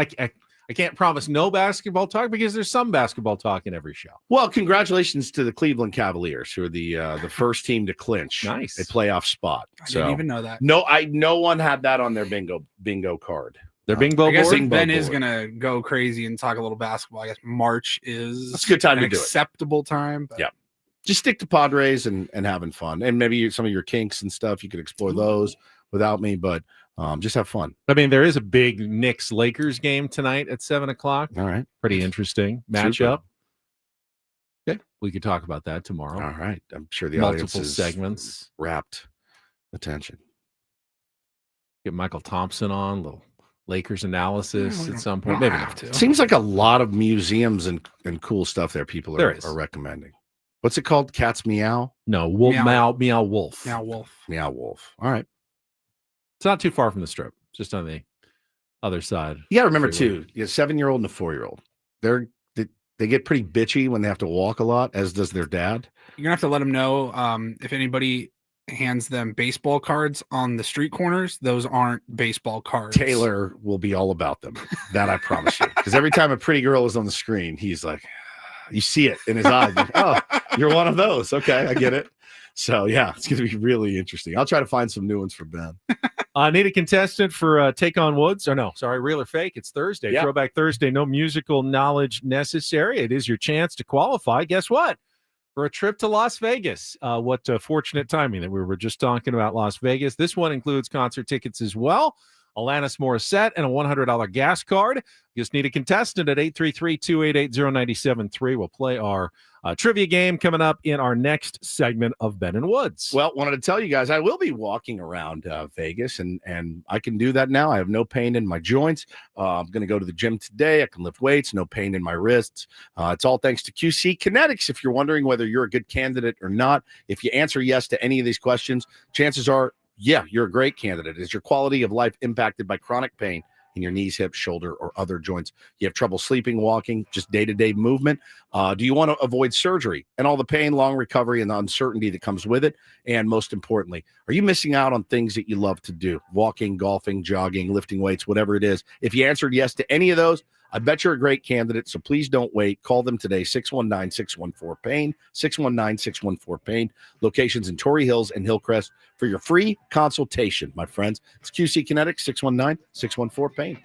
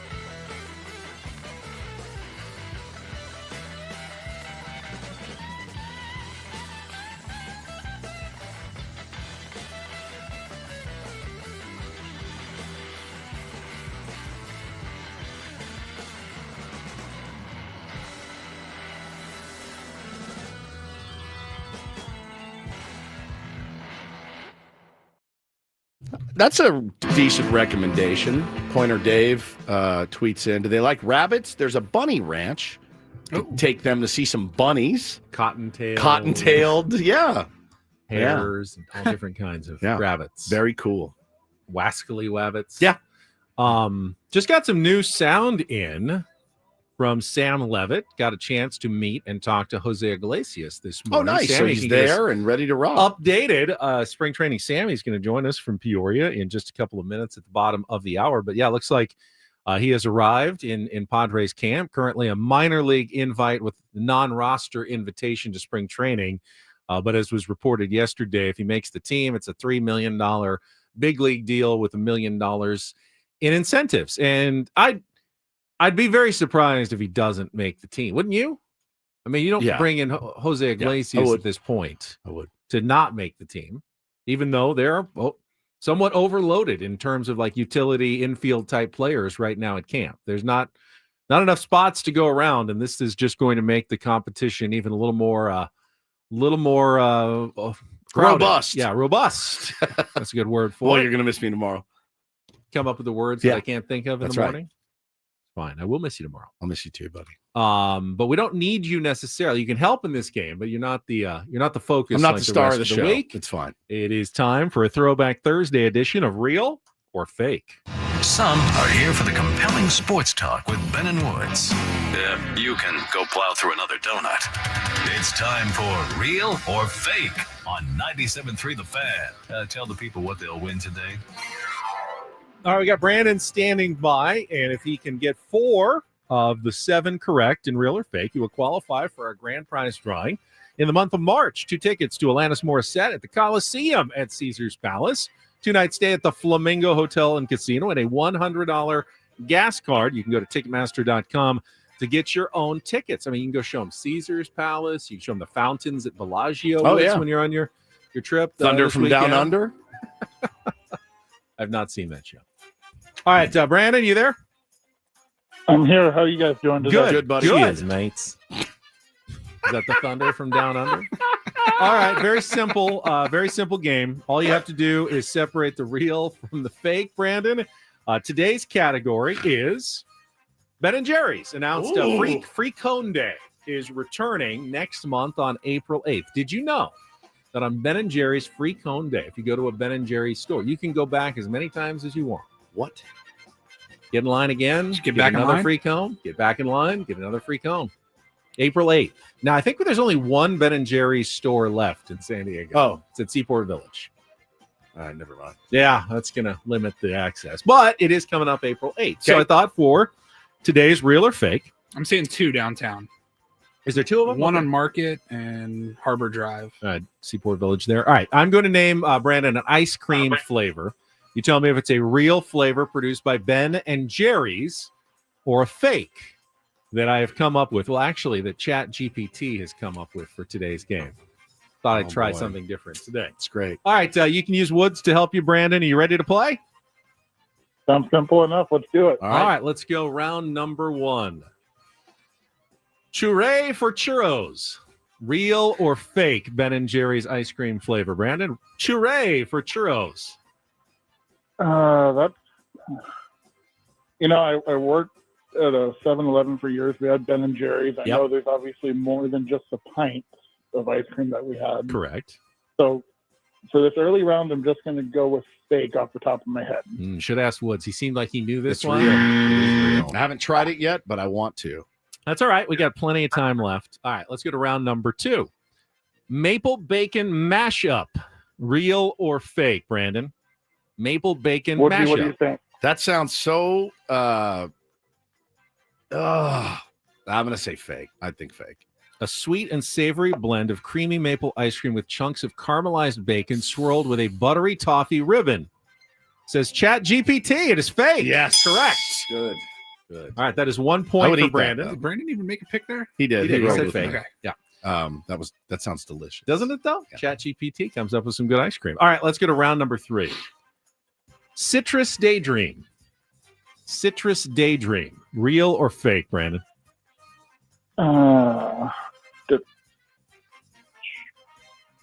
What do you think, Woods? I think fake. He thinks I'll fake. go fake. Gonna go fake? Fake. Chat GPT says it's a zesty, refreshing mix of tangy lemon and orange sherbet with a swirl of vanilla bean and a hint of ginger. I would eat that too. I would too. Why do they That call it sounds delicious. sherbet and not sherbet? Yeah, I was going to say, Sherbet. I hate that you said sherbet, even though that's How you it's say it. spelled and how it's supposed to be said. It's sherbet. It's sherbet, right? Orange sherbet. Justin Sherbert. Sorry. All right. Go to round number 4. You're 2 away from winning here, Brandon. Give me some more. Give me some more.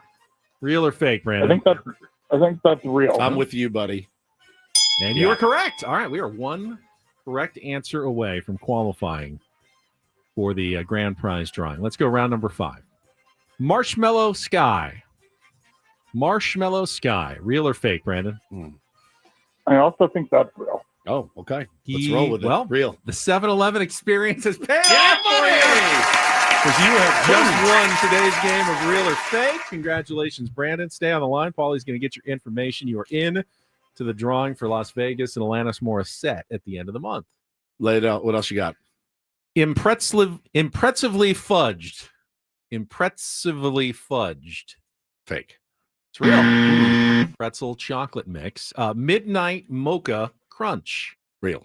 That's fake. Chat GPT calls that one a decadent chocolate ice cream blended with espresso coffee, crunchy chocolate-covered coffee beans, and a rich caramel swirl. I couldn't have worked at 7-Eleven. I would have been getting high off my own supply back there in the cooler. All right. Big gulps and taquitos. 100%. Ben and Jerry's. Is Brandon still there? Can you bring Brandon on the line? Yeah. Brandon, you still I'm here. When you work at 7-Eleven, yeah, can you have all the Slurpees you want, or do they watch you on the video cameras? Do you get like 10% off, or what? What's the deal? You'd be surprised how much you grow to not like Slurpees once you're working there. That's so true, dude. Sticky mix that you got to put in the machine to keep it going. It's like you never want to see another Slurpee in your life. It's so true. Yeah. 7-Eleven day was a miserable experience. When they had the free ones. God, that's right. Yeah. Well, I'm sure Ben and Jerry's free cone day is also a miserable experience for Ben and Jerry's. Yeah, employees. they just got it's World Series today. Like it's a Super Bowl. Hopefully you tip your scooper on that day at the very least. 100%. Okay, Brandon, back on hold. Paulie will get your information. We will take a little time out. When we come back, Sammy Levitt with his update on Jose Iglesias and more from Padres spring training in Peoria, Arizona. That is coming up next on San Diego's #1 sports station, 97.3.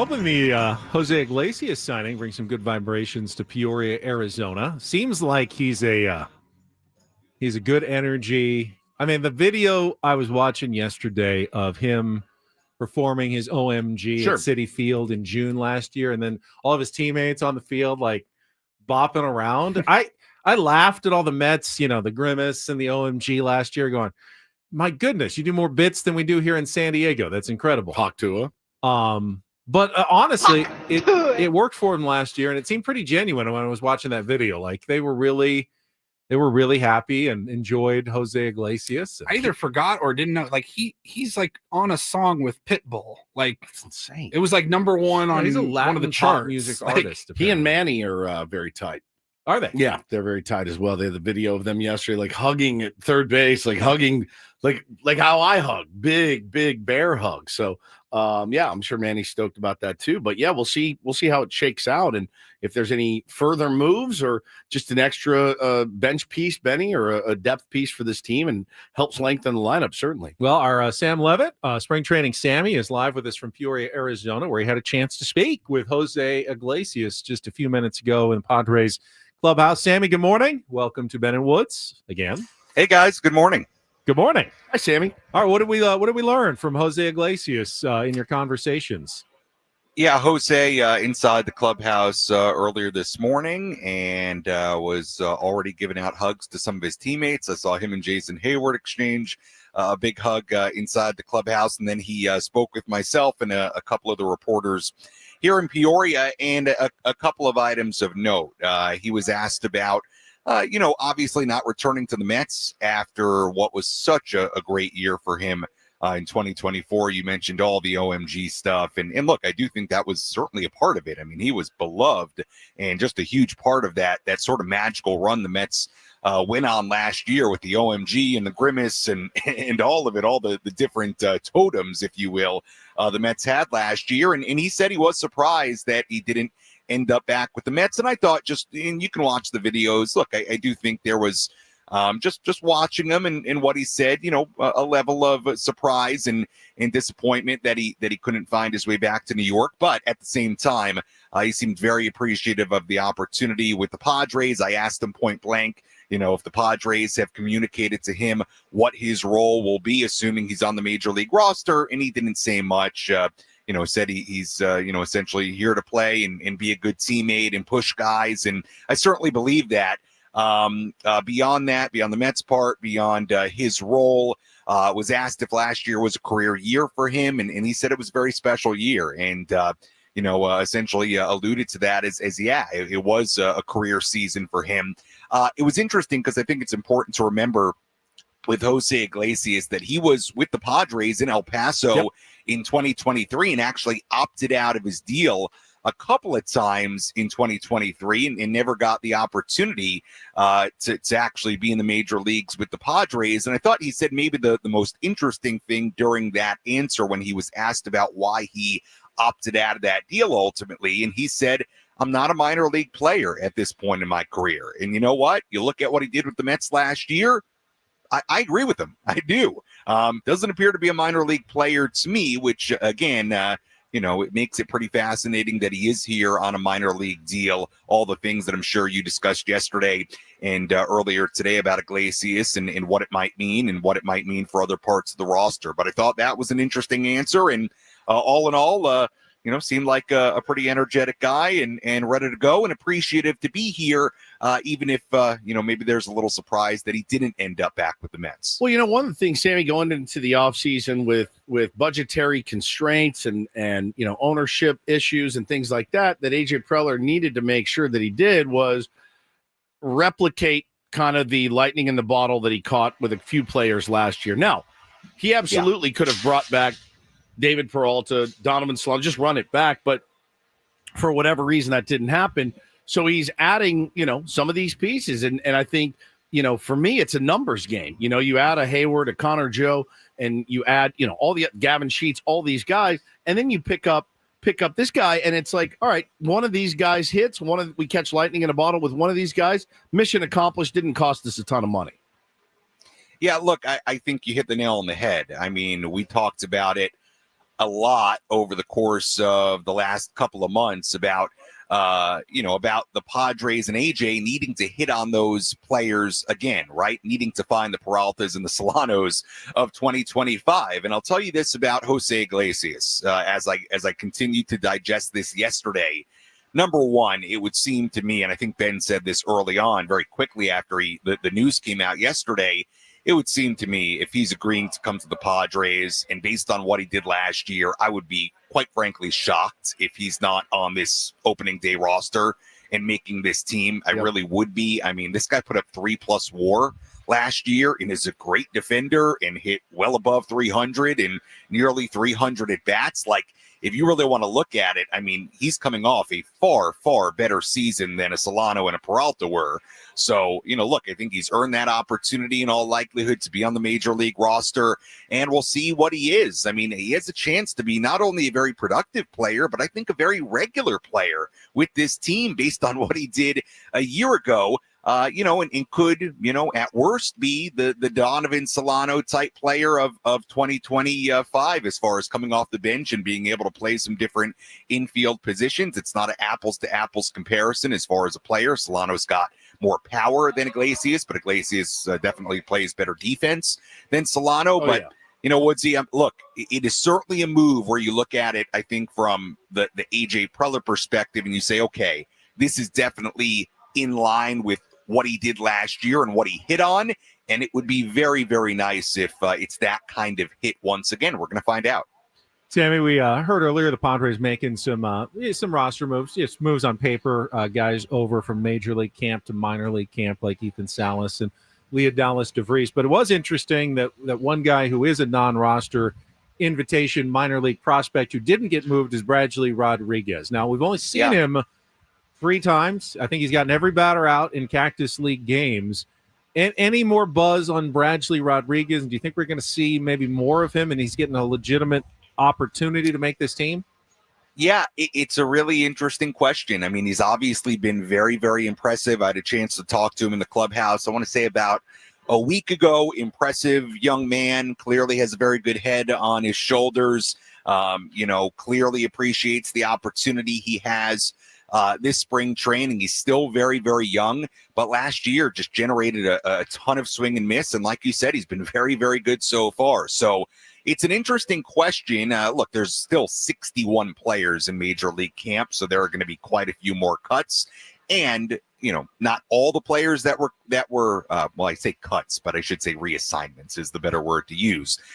There will be far more reassignments. I mean, I was looking at Omar Cruz, who's, kind of an upper level left-hander that I talked to yesterday. He didn't get reassigned today. In all likelihood, he will be at some point. So I don't know how much it means as far as Bradley's, likelihood to be on the opening day roster. That would still seem like kind of a stretch to me, but the more you look at it, the more you see Rodriguez, you consider the fact that he is young and he wasn't part of those minor league reassignments today. I think it does make you start to think about, hey, is this somebody that, when the opportunity comes is going to be one of the first guys to get that chance in the major leagues? And the fact that the Padres, are dealing with some injuries in their bullpen right now as well. So we'll see. He's been very impressive so far. He's an electric arm that they're very excited about.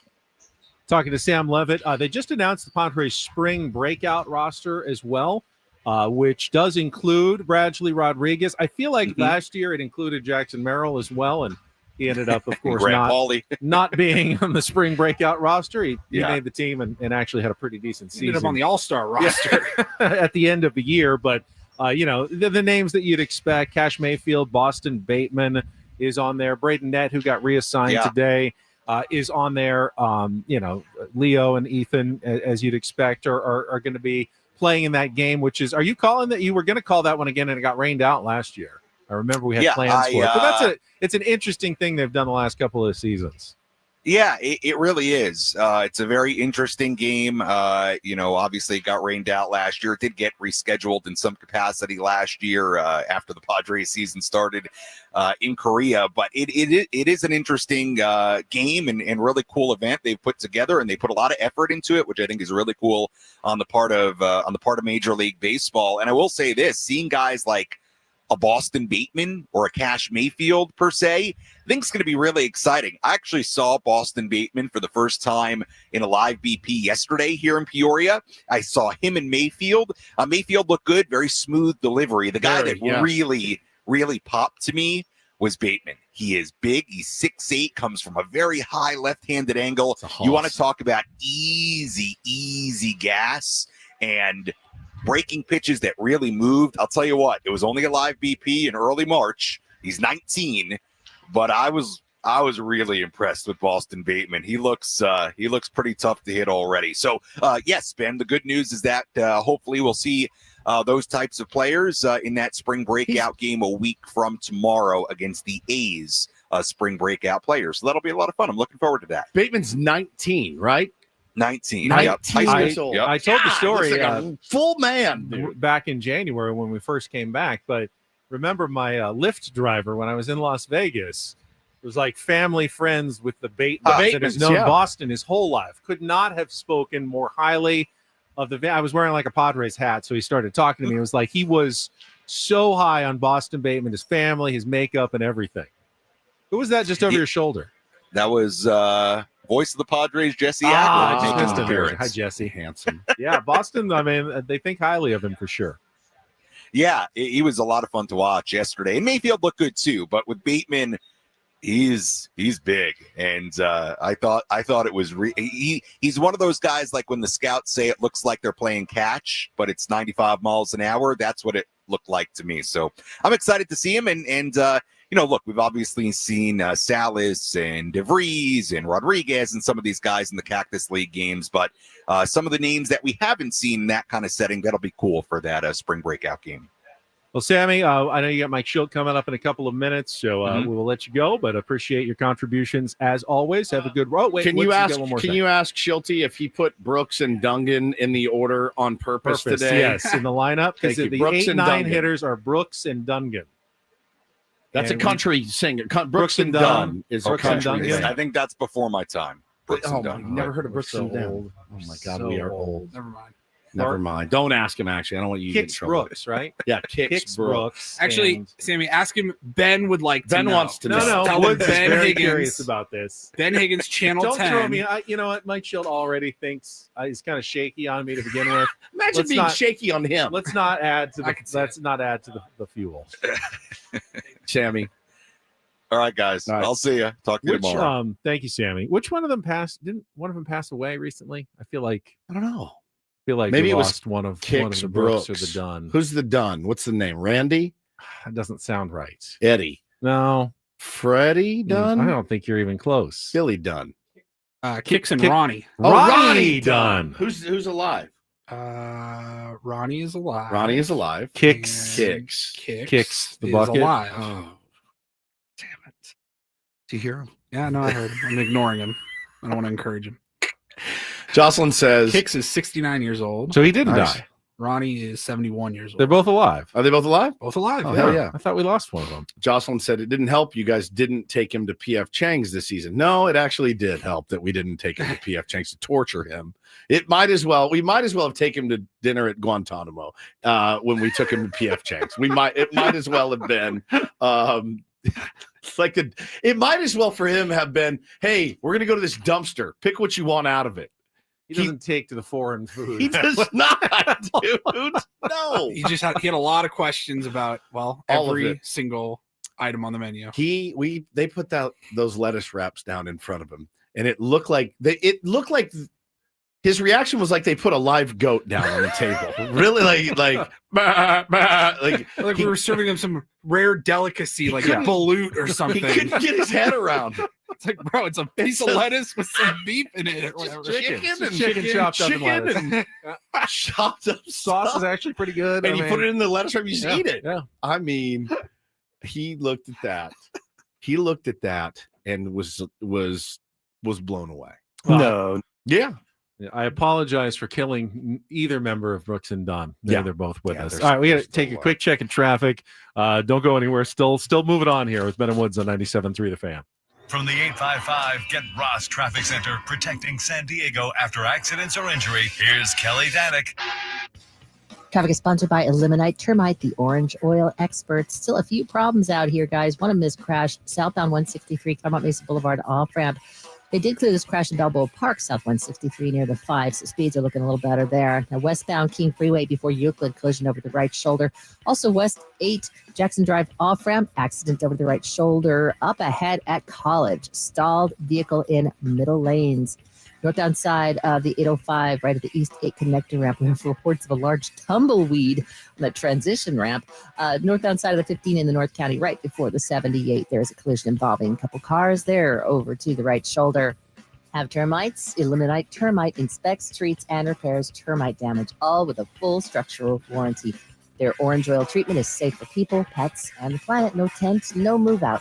Protect your home naturally. Schedule a free inspection at eliminatetermite.com. I'm Kelly Danik with Ben and Wood, San Diego's #1 sports station, 97.3 The Fan. Woods mentioned it earlier. We are officially 3 weeks from opening day for the San Diego Padres. That is crazy. It's too long. I wish we were 2 weeks away. I feel like I want it to be tomorrow, but at the same time, it doesn't feel like the playoffs were like 2 weeks ago. Yeah. Offseason went by kind of quickly for as much as it dragged on at times. Yeah. Carl says he was just in Cancun last week. So an elderly couple with an SD spring training hat. We thought they were from SD, but it turns out they were from Ohio, were actually Ryan Bergert's parents. That's pretty cool. Another good arm in the Padres system. Yeah. Yeah. I mean, there's more Padres hats around than ever before. Oh, yeah. Yesterday on Twitter, there was Ludwig Oberg's caddy, Joe Skavrin. Was the caddy wearing it, or was the caddy? Oberg? I think the caddy was wearing it. Oh, Joe, that's cool. So Joe was he was Ricky Fowler's caddy. He grew up in Murrieta, so he was a fan of the Padres growing up. And now he's Ludwig Oberg's caddy. But there was a shot of him in a Padres hat. There's definitely there's still more Dodger hats than anything. You're never going to get away from them. But I would say 50 times. I see 50 times more Padres hats than I did 10 years ago. No question. I mean, between the change to the brown and gold and the uptick in interest to the team and 3 playoff runs in the last 5 years, superstar players who people are excited to represent and show the hat off, you see so much more Padres merch than you used to see, right? Yeah, big time. Yeah, I mean, that's been a huge win for the Padres organization. My wife's bought most of it, so yeah, it's a good point. Yes, I'm fearing opening day of turning her loose in the team store. And it's the old, you got to spend some money to make some money. They spend a lot more on the roster. Yep, and then you see the benefits not just in attendance, but also in merchandise sales. And when you're at the games, obviously, when you have more attendance, you sell more hot dogs and beers and sodas and everything. I mean, the calculus of that, I always wonder, how does it work? If we invest another $20 million in our roster, are we going to get that back in attendance? Are we going to get that back in merchandise and concessions, or are we not? How do they think as executives in Major League Baseball? What's a good return when you're okay, we're going to increase the payroll? It's not necessarily going to happen instantaneously, but, if you do it, able to find a way to generate more revenues when you spend more money. Well, I mean, putting a winner on the field helps. Having a team that you feel like can compete every single year, that's it. That's what you live for, not only as a fan, but the owners that think the right way, instead of, well, no, let's continue to sell merch and beer and hot dogs, Ben, and we won't really invest in the product on the field. The trick, though, is that if every owner, if the Rockies owner, the Pirates owner, and every owner invested $100 million more in their team, you'd still have the same records and haves not. There would still be lousy teams and good teams in Major League Baseball. If they all started spending more, then everyone would be in the exact same place that they were. Yeah. You have to, like the Padres did, strategically do it when other teams are not doing Correct. it. And that can make you stand out from the rest of the pack. If everyone just increased their payroll by $50 million, literally nothing would change. You'd all just be in the same spot that you were, because it's ultimately a zero-sum game. You can only win. Every game has a winner. Every game has a loser at the end of the season. Yeah. Interesting. All right. We've got 1 hour to go here. We still have our biggest fan announcement. We'll do that right at the top of the hour when we come back. Paulie's got a Ryle report. There's some interesting Football news. This was the week where they did the franchise for requesting trades and trying to change teams. So there's a lot of off-season activity in the NFL. Dude, I've got a story. Woodsy sent it over. An imposter NBA agent and some of the antics that he was up to. I'll have that for you in the next hour. All right, stay tuned. 60 minutes still to go with Ben and Woods on San Diego's #1 sports station, 97.3 The Fan. We'll be right back.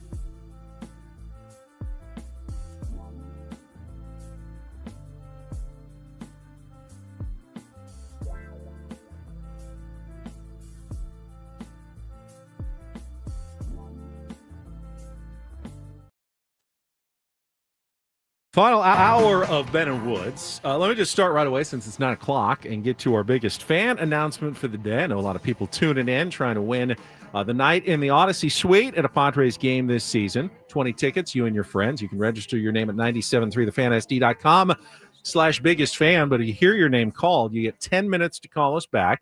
If you do, then you're qualified for the grand prize drawing. And today's biggest fan is Tony DeRamo from San Diego. Tony, you are now on the clock. You have 10 minutes to call us at 833-288-0973 for your chance to qualify as today's biggest fan. Well, never a fun day when something like this happens. It's the news has kind of trickled in and made its way into the chat and onto social media.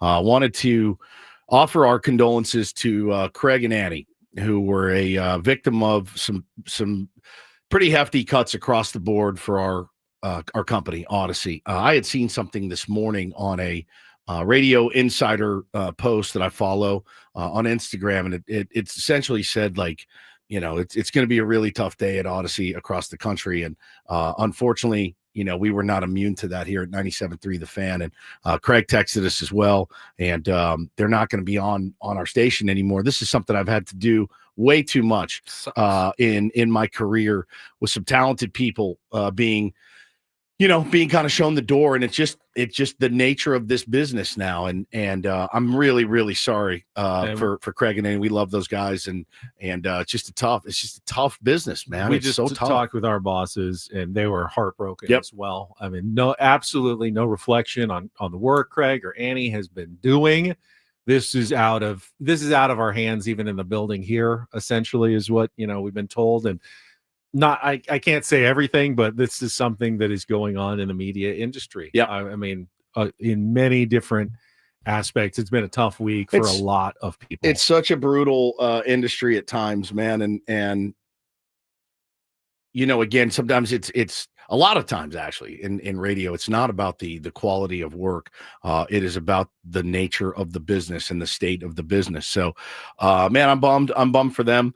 Listen, please remember if you're online today that people lost their jobs. That's all I want to remind you guys, to be kind. People lost their jobs today and now have to find something else. And, it's a bummer. You hate to see it happen to anybody. We've had it's happened across the street, and it bums me out when it happens across the street, because at the end of the day, yes, you're in competition with other radio stations and other radio hosts, but you're all in the same fraternity. You all get your ass up early and come to work. You all try to create content that drives listenership. And you hate to see people lose their gigs, man, especially people that you work with. It hits home. It definitely does. So shout out to those guys. We love you guys. We're sorry. It's really, really tough. Yeah, it's happened to all of us in this business. It will happen again, unfortunately, as it doesn't. And we're not the only business, obviously. No. There are, every industry, has their periods where they have cuts and just have to make some unpleasant choices that unfortunately, it just, it's not just Craig and Annie in our building, unfortunately, today. And, I don't want to share any other news for anybody else, but, we lost some other people as well. So, just thinking about them and other people that I've worked with that have gotten some similar bad news this week. And so we're not going to be national. We're working on some stuff behind the scenes to try to keep it local and live, and also trying to potentially maybe get the games on the next couple of days, which would be good. Yeah. Listen to the Padres. But yeah, we may have a little best of Ben and Woods today. Yeah. Something, or just, our first couple of hours of the show, just to get you to 12 o'clock, and hopefully we can get you the Padres Rangers game today. Can you replay a good show? Yeah, Paulie. Why today? Gosh, dude, play a good show. Replay a good show if you have to. It's a bummer, man. It's 15 years in this business, Benny. You've been in it longer than I have, but man, it's happened way too many times, and it's happened to every media company. It's across the board. It's radio, it's television, and it's you print. Everyone has their own opinions about, what's wrong with the media today. In this case, I don't think there's anything wrong necessarily. This business is supported by going out and selling advertising. Yeah. And when other businesses go, hey, we are also seeing some potential downturns. One of the first things they're going to do is, well, let's not spend as much on advertising this year and see if that can save us some money before we have to make some cuts.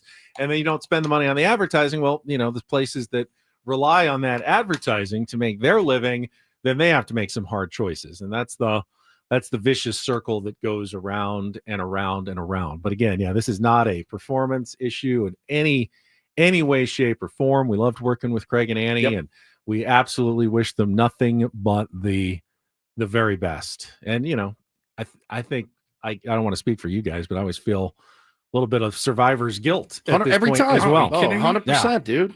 No question. I mean, that's exactly how I feel, right? It's exactly how I feel. It's terrible. But yes, very tough day here in the building. Yep. We obviously, gonna continue to go on here, and they're gonna make us do 8 hours, aren't they? Hey. It's like, oh man, long day. Man. Again, I'm not criticizing. There's nothing to criticize here. I don't think of anyone in our building. This comes from above. It is interesting when you see internal criticisms, though. Did you see Justin Turner offering a very blunt assessment of the Seattle Mariners? Former Mariner now, Justin Turner, signed with the Cubs, right? He's with the Cubs. With the Cubs now, but he was pretty scathing with some comments that he made about the Seattle Mariners and talking about a team that, he was traded to last year. He was supposed to be kind of a bat to help them get to the postseason. They have one of the best pitching staffs in all of baseball. I don't think anyone disagrees with that. The Seattle Mariners starting rotation is nasty, but they don't have a lot of offense. And he came out with some pretty spicy comments going, how can you be a franchise that is one win away from making the playoffs and not do more than just, what they did in the offseason offensively? What did they do this offseason? Polanco? Solano. Yeah, and Donovan Solano they signed, and they signed Jorge Polanco. It was a very veteran infielder Jorge Polanco and Donovan Solano was what they did to try to bolster their offense. There were Arozarena's they traded for him. They traded for him last year. He's there, but they did really. Solano and Polanco right now. He said essentially, I thought Pete Alonso was a slam dunk. How can you not go after him? You kidding me? That's pretty bold talk from Justin Turner. He talked to USA Today Sports. He said, honestly, as much as I wanted to be back there, if I was the only piece they brought back in, I would be saying the same thing. What the hell are we doing? Are you trying? There's not going to be a better time to go for it, so I don't know what they're doing. I'm very confused. It's a head scratcher for me. You can put their rotation up against everyone. It's a top three. Logan Gilbert, George Kirby, top Luis three. Castillo, Brian Wu, Bryce Miller. Top three.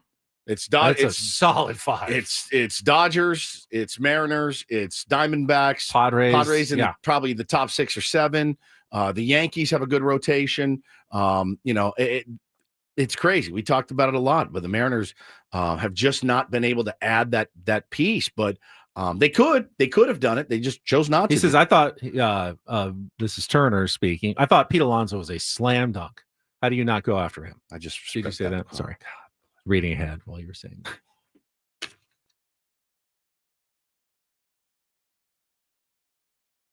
Give me a second here. It's been a stressful few minutes. Okay. Also, he was really surprised they didn't go after Pete Alonso. All right. He thought that was potentially a slam dunk for them. Sorry. Yeah, you see what Justin Turner said, by the way, yesterday?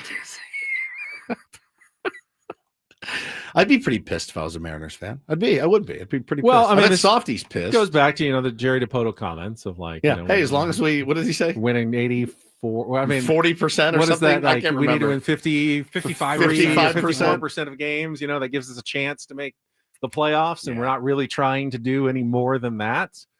Well, yeah, theoretically, I understand what you're saying, just get into the postseason, but you keep coming up short. Just a little bit short. Is that not a sign that perhaps you've not done quite enough, that there's just a little bit more that needs to be done to get you where you want to go? Yeah. You'd be pretty bummed to be an M's fan right now with that rotation. And again, what do they say, man? Pitching and defense wins championships.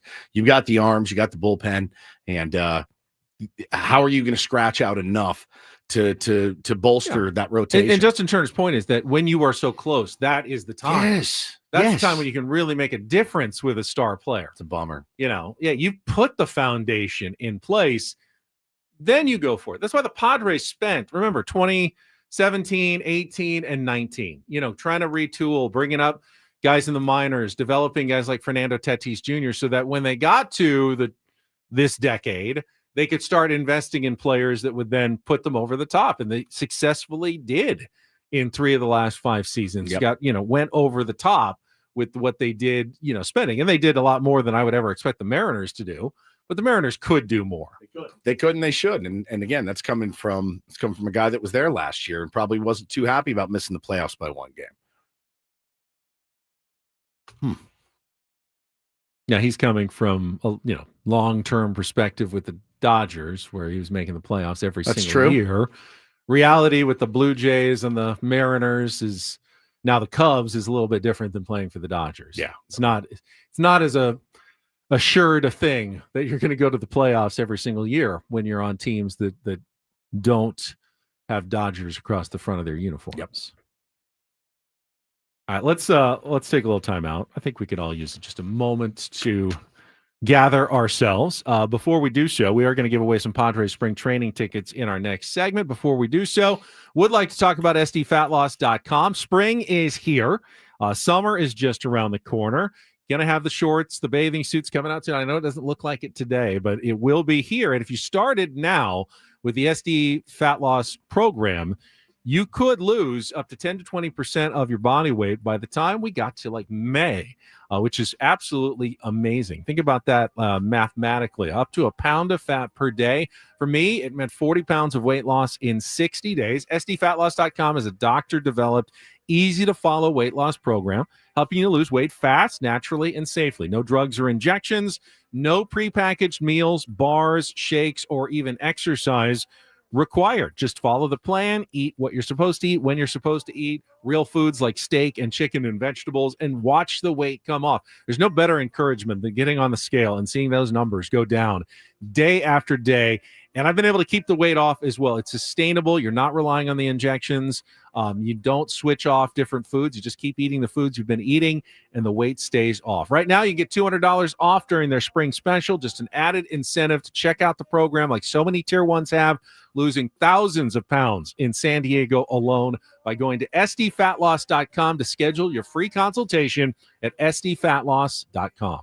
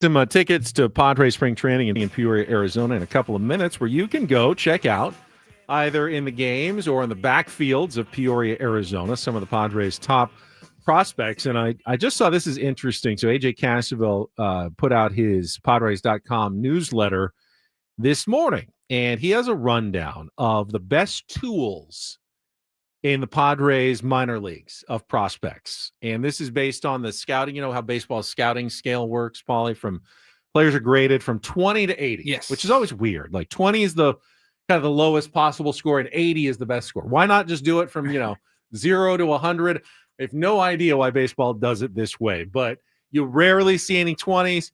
I rarely see any 80s. It's always usually then between like 30 and 70 realistically on how they grade each player on what skills they have individually. And this is at least what scouts, and I'm not exactly sure whose numbers these are, but this is like the MLB pipeline scouting grades for the Padres minor leaguers. Woods is back. So Woods, this is AJ Cassavell from MLB Pipeline, the top tools AJ in the Padres organization on the scouting scale. You know the scouting scale, so I don't need to explain it again. 20 to 80. Best hitting tool. So just like raw hitting ability, think Luis Arraez is one of he would be like 75 to 80 on the hitting tool. Yeah. In the minor leagues, they have Leo DeVries is the best tool, 60. Power. So that's just raw, like power at the plate. I know what power. Cale Fountain, 60. Really? Run. So that's speed.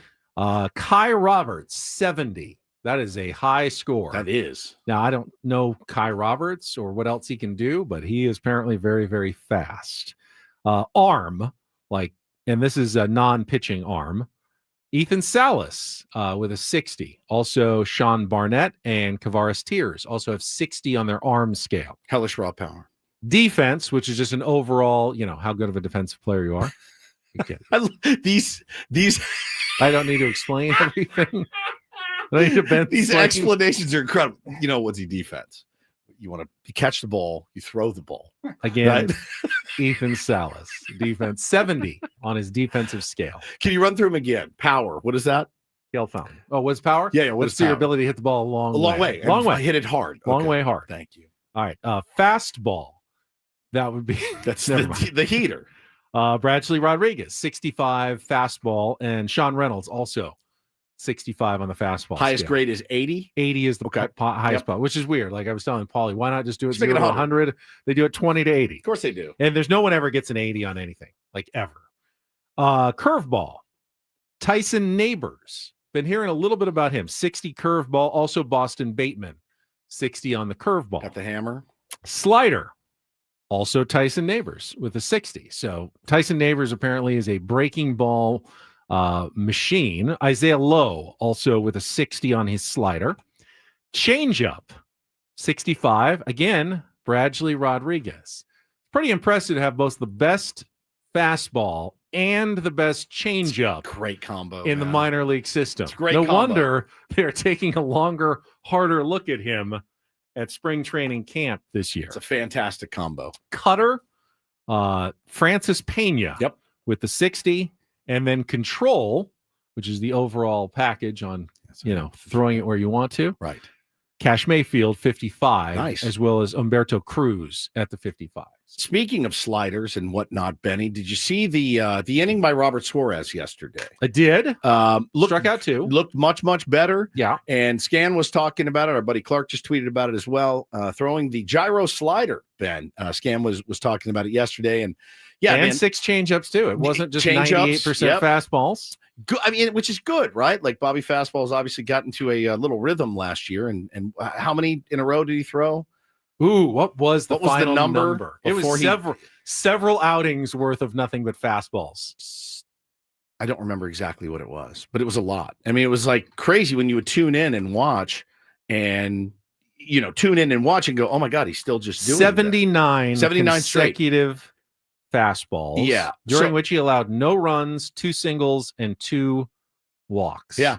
And so he wanted, and that was over like 6 games. Obviously, they want him to, expand the repertoire a little bit to make yourself a little bit tougher to hit. And he did get timed up. He did get timed up by the end of the year and had a good playoffs for us. But, with him yesterday, Scan was kind of explaining the difference in the gyro slider and the regular slider. I don't get it. I don't really understand. Is it how it breaks? I have no idea. Sweeper and slider are different. That's kind of been proven out. But yeah, man, the more pitches he can command makes him even nastier. So that's good. I wonder if that long string of fastballs and having that success didn't, in fact, perhaps hurt him later in the year. It's one of those things like, hey, I feel comfortable doing this. I've had success doing this. I'm just going to keep relying on it. The great thing, what separates major league players even from the best minor leaguers is their ability to adjust. That's it. And you give them the same look enough times, major league hitters eventually do adjust. And while he won those battles, I mean, I don't remember how many times, there was a line drive at someone, a deep fly ball that didn't quite get out. And, he ended up getting a few saves that way. No doubt he did over the course of the season, but it's human nature to just go, I'm having success. If it ain't broke, don't fix it. But sometimes in baseball, you got to fix things before they're broken, or you're going to get taken advantage of by opponents. You have to constantly be evolving a little bit as a Major League Baseball player because the other teams are absolutely trying to evolve and adjust to you. If you're having some success. Yeah, and he looked good yesterday, and that's an encouraging sign. Whether it's here for the Padres, Benny, or whether he is shipped off somewhere else, which is still kind of tends to be the persistent rumor going around. But it's definitely featured a couple of new pitches and looked good doing it. I think Jackson Merrill showed himself to be a well above average adjuster last year. And it's not like he's making major swing changes in the middle of the year, which you don't want to do, but he showed an uncanny ability for a rookie. If he went into a short slump, get out of it quickly. Obviously he saw different looks. There was a time during this season where they were working him inside. Guess what?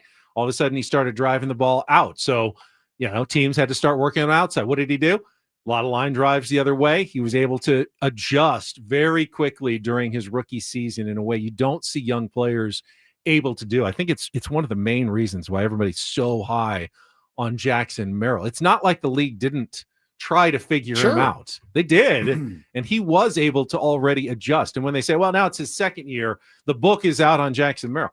How many at-bats do you have? A lot, almost 600 or so at-bats last year. The book was out long before the end of last season. Yeah, man. It's it's going to be fun to watch him. It's going to be interesting. You brought it up kind of gingerly at spring training, but it's something that everybody thinks about. It's something that everybody wants to avoid.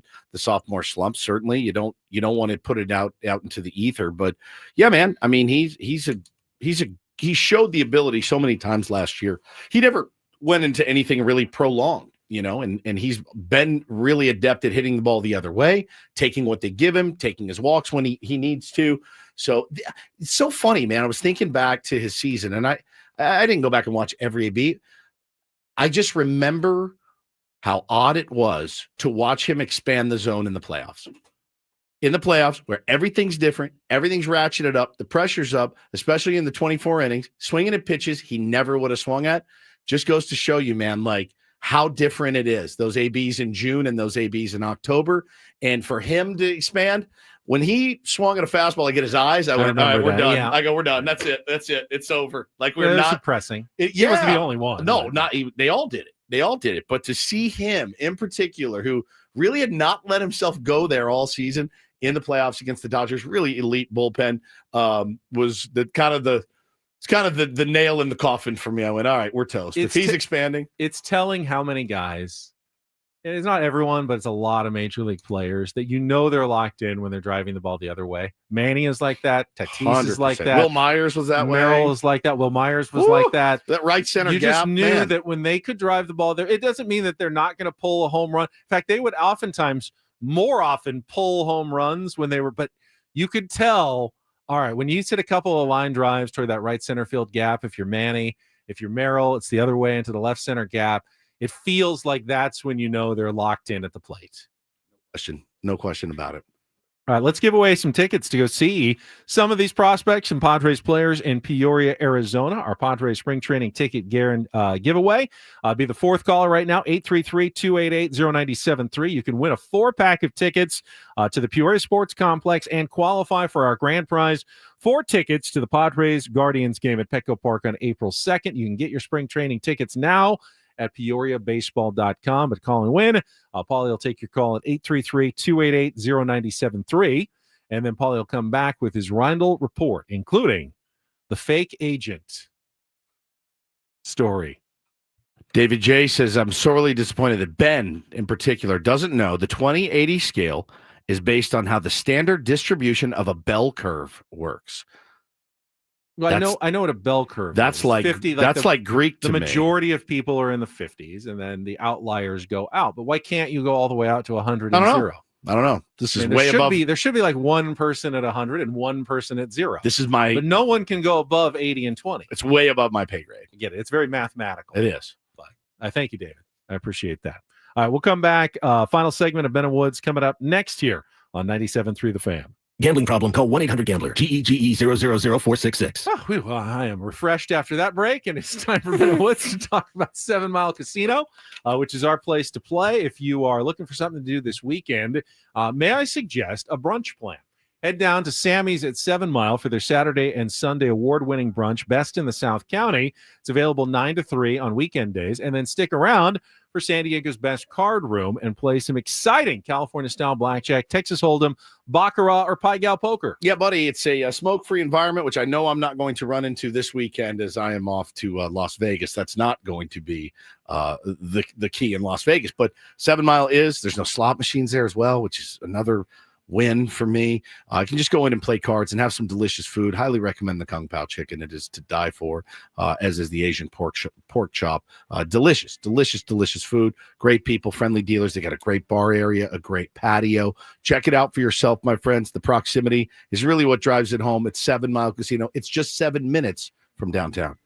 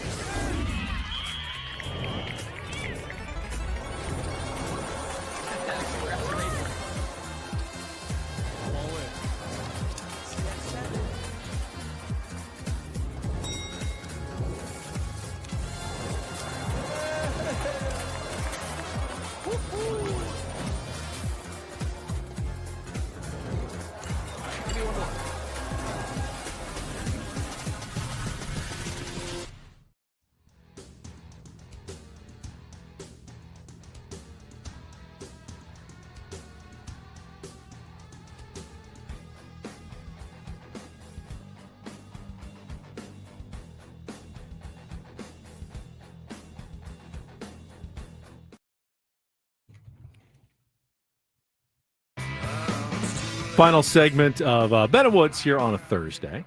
Again, happy trails to Woodsy. Going to be off tomorrow on his way to Las Vegas in the bus.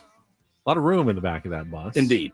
Is Bo still planning on raw dogging the drive? No, he's going to go iPad. He's going to go with his iPad. So we're also leaving early, so hopefully they get in the back and just sleep till we get there. Now, I wouldn't have gone completely silent on my drive. If I could just sleep in the back with an iPad, I would have done that. That's true, but you would have needed somebody to drive. Someone needs to drive. Yeah. So I don't mind when I'm driving. Driving is actually somewhat engaging, I would hope so. Yeah. You need to actually be engaged when you drive. Part of it, Not saying I never listen to anything, but anyway, have a good drive tomorrow on your way to Las Vegas. Maybe you'll be listening to Maggie and Perloff on your way through a Barstow or something tomorrow. Yeah. You can. If you leave early enough, you can get a lot of good Maggie and Perloff in. I think I'm going to pass. I think Hannah's going to want to put the Eagles, You do that when you go to a concert, you listen to the band beforehand pre and post. Yeah. I do it both. On the drive home, I do it. That's who I am. I could see going the other way as well, knowing I'm about to hear a lot of them. Oh, no. Listen to something else instead. No, it gets me really excited, on the way out there to listen to listen to the band I'm going to go see. All right, that's fine. I get that. It's like listening to Sammy's pregame show on the way into a Padres game. It's like a pregame. Get you hyped up for it. All right, let's check traffic one last time, and then Paulie's got some final headlines for us with the Ryle Report. From the 855 Get Ross Traffic Center, protecting San Diego after accidents or injury, here's Kelly Danick. Get a little break from the rain right now, guys, but don't get too comfortable because there's more coming this way. So this afternoon's commute could prove to be a challenging one. Right now, we're just dealing with some slick roadways around various parts of the county, thanks to earlier scattered showers. Fortunately, no incidents or accidents to report. That looks like things are starting to wind down pretty nicely around the county. Just continue to take it extra carefully out there, especially on those transition ramps. You might even still find some ponding thanks to those earlier showers. I'm Kelly Danick with Ben and Woods, San Diego's #1 sports station, 97.3 The Fan. And get things started here with our today's edition of the Ryle Report. Now tuned into the greatest. Welcome to the Ryle Report with Paul Ryle. Hi, Paul. All right. 2 stories from the world of sports that we haven't gotten to yet. We'll start off in Major League Baseball. And 1 story that you didn't know you needed. Are you laughing, biatch? It's the Ryle Report. Hey, Paul, how you doing? Okay, how are you? On 97.3 The Fan. Are you ready to bless the mood? I need some help, please. That was good. Can I get a yeah? Oh, yeah. All right. Good morning, gentlemen. Morning, Paul. It is the Rhino Report, and it's brought to you by the Craft Taco. Whether you're craving tacos for lunch or a craft beer for happy hour, the Craft Taco is the answer. Now open in Balboa Park and Sereno Valley. All right, let's get started here. NFL, Benny kind of teased it a little bit earlier in the morning. We've seen a lot of the franchise tags, kind of that stage in the NFL offseason in between the combine and the draft. And we also saw a big signing yesterday. In fact, a historic signing as the Raiders made defensive end Max Crosby the highest paid non-quarterback in NFL history with a 3-year, $106.5 million contract good player, extension. man. He's a really good player. Good player. And so now you have the Raiders with that huge extension. Still probably trying to figure out their quarterback situation. Yeah. You hired Pete Carroll. What does the outlook look like for the Las Vegas? Well, who's their quarterback? Yeah, if you get a quarterback, you might have a shot. Aaron Rodgers, Russell Wilson expected to be released. Geno Smith might be available. Sam Darnold is now a free agent. Do you want to pay a ton of money for those guys? Are you that close that Sam Darnold or Geno Smith makes a difference? Russell Wilson, do you draft Shedeur Sanders if he falls to you? What are they? 6th pick, somewhere around there. I mean, who's the quarterback? Makes a huge difference. It's huge. Now, Max Crosby, really good player, but obviously not enough of a difference maker to keep them from being a really bad team this last year. Sure. And you just spent a lot of money on your cap on him. It's funny. Jackson Dart. He's my favorite quarterback. Don't think Cam Ward's going to make it to him. I don't think so. Jackson Dart might, though. He might. So are they 6th? One theory. I think they're 6th. That sounds right. One theory would be you draft like Jackson Dart and you acquire like a Russell Wilson as a mentor type situation. It's funny. Like yesterday we were talking about the highest deal ever for a running back for Saquon Barkley, just over $21 million. Yeah. The next day, Max Crosby's getting $35.5 million. I mean, running backs they just take it. Mama, man. Don't let your babies grow up to be running backs. Exactly right. 3-year, $106.5 million extension, 91.5 guaranteed. Yeah. Crazy. I just became a Raider fan too. I don't even know who my quarterback is, but I'm glad we got Max Crosby. When you figure it out, you let us. Did you see the? I'll be in Vegas. I need to get my Raiders gear. Oh, this is Boots great. On the ground Boots out on there. the ground out there. Some Paulie. intel. Did you see the calling DK Met? The Seattle Seahawks are retrenching as well. They are, and they got some guys that want out of there. Yeah, DK Metcalf wants trade. They released Tyler Lockett yesterday. Geno Smith could be available. It sounds like a rebuild somewhat situation in Seattle. I would think with both Devontae Adams and now, he's been released by the Jets and DK Metcalf is up for trade. Teams that need skilled position players would be interested. You're saying DK to the Chargers. And teams that just cleared $25 million in cap space by releasing Joey Bosa. I mean, put 2 and 2 together. I'd be shocked if either Devontae Adams or DK Metcalf, one of them wasn't a Los Angeles Charger by the end of the offseason. 100%. That's fair. All right. Got a story here out of Florida. Shocker. A man who was impersonating an NBA agent was recently arrested. Well, you just lie. That's all you have to do. Right. He was arrested technically, you kind of have to be certified, I guess, to be a real agent. But, but if you're just talking to somebody on the street or something. Pretty much anyone can say I'm an agent. I don't have any clients, but I am an agent. Right. He was arrested after. Kind of what our agent does. You would worry that he's listening to be offended. But I don't know that he's ever listened, actually. So, wait, what station are you guys on again? Oh man, no, this man, Jathan Gilder is his name, and he was arrested in Orlando. He was accused of stealing almost $800,000 worth of earrings, and then when he was confronted by the police, a good bit. He swallowed the earrings. They're mine now. I mean, come get them. Can you explain this a little further? Yes, I can. Okay. So, according to court documents, Jathan, Jaythan, Jathan Thief. Jathan Thief. He was at a Tiffany store, jewelry store at Mall of Millennia in Orlando, and he told the employees that he was shopping for some high-end jewelry on behalf of an unnamed Orlando Magic player. It's a good bit. Fake agent. Fake agent. Yeah. Fake agents. Oh, okay. Never mind. The manager took a couple of employees, and they took Jathan Thief. They took Jason up to this like VIP room. They have like an extra VIP room at Tiffany. Oh yeah, the one-on-one exclusive. I got my wedding ring there. Did you? But I didn't go to a VIP. Well, I mean, they went to the back when we were like looking at it. Is it $800,000? It's not. That's probably why. I mean, there's a lot of security at those Tiffany stores. Oh, there's big, heavy cases and security guards and everything. So he goes up to this VIP room with a couple of store associates. He's looking at all of these high-end, extremely expensive pieces of jewelry, and he allegedly grabbed a ring and some earrings, and the total valuation was like $769,000. Right, but he's still in the store, and he attempted to run. And it says here that police tried to stop him. They managed to knock the ring out of his hand. Right, he was still able to escape with the pricey earrings. Police did catch up with him a little while later, and when they were trying to get him into custody and tell him why he was being arrested, they claimed that he swallowed the items that he stole. So they saw him do this. Yeah. So they knew where they went. They saw him. He's in this like the VIP. He just like snatched it and tried to run. Run. Okay. And then when they caught him, he still has the earrings. He's like, and he goes, "What earrings? Yeah. What does he think?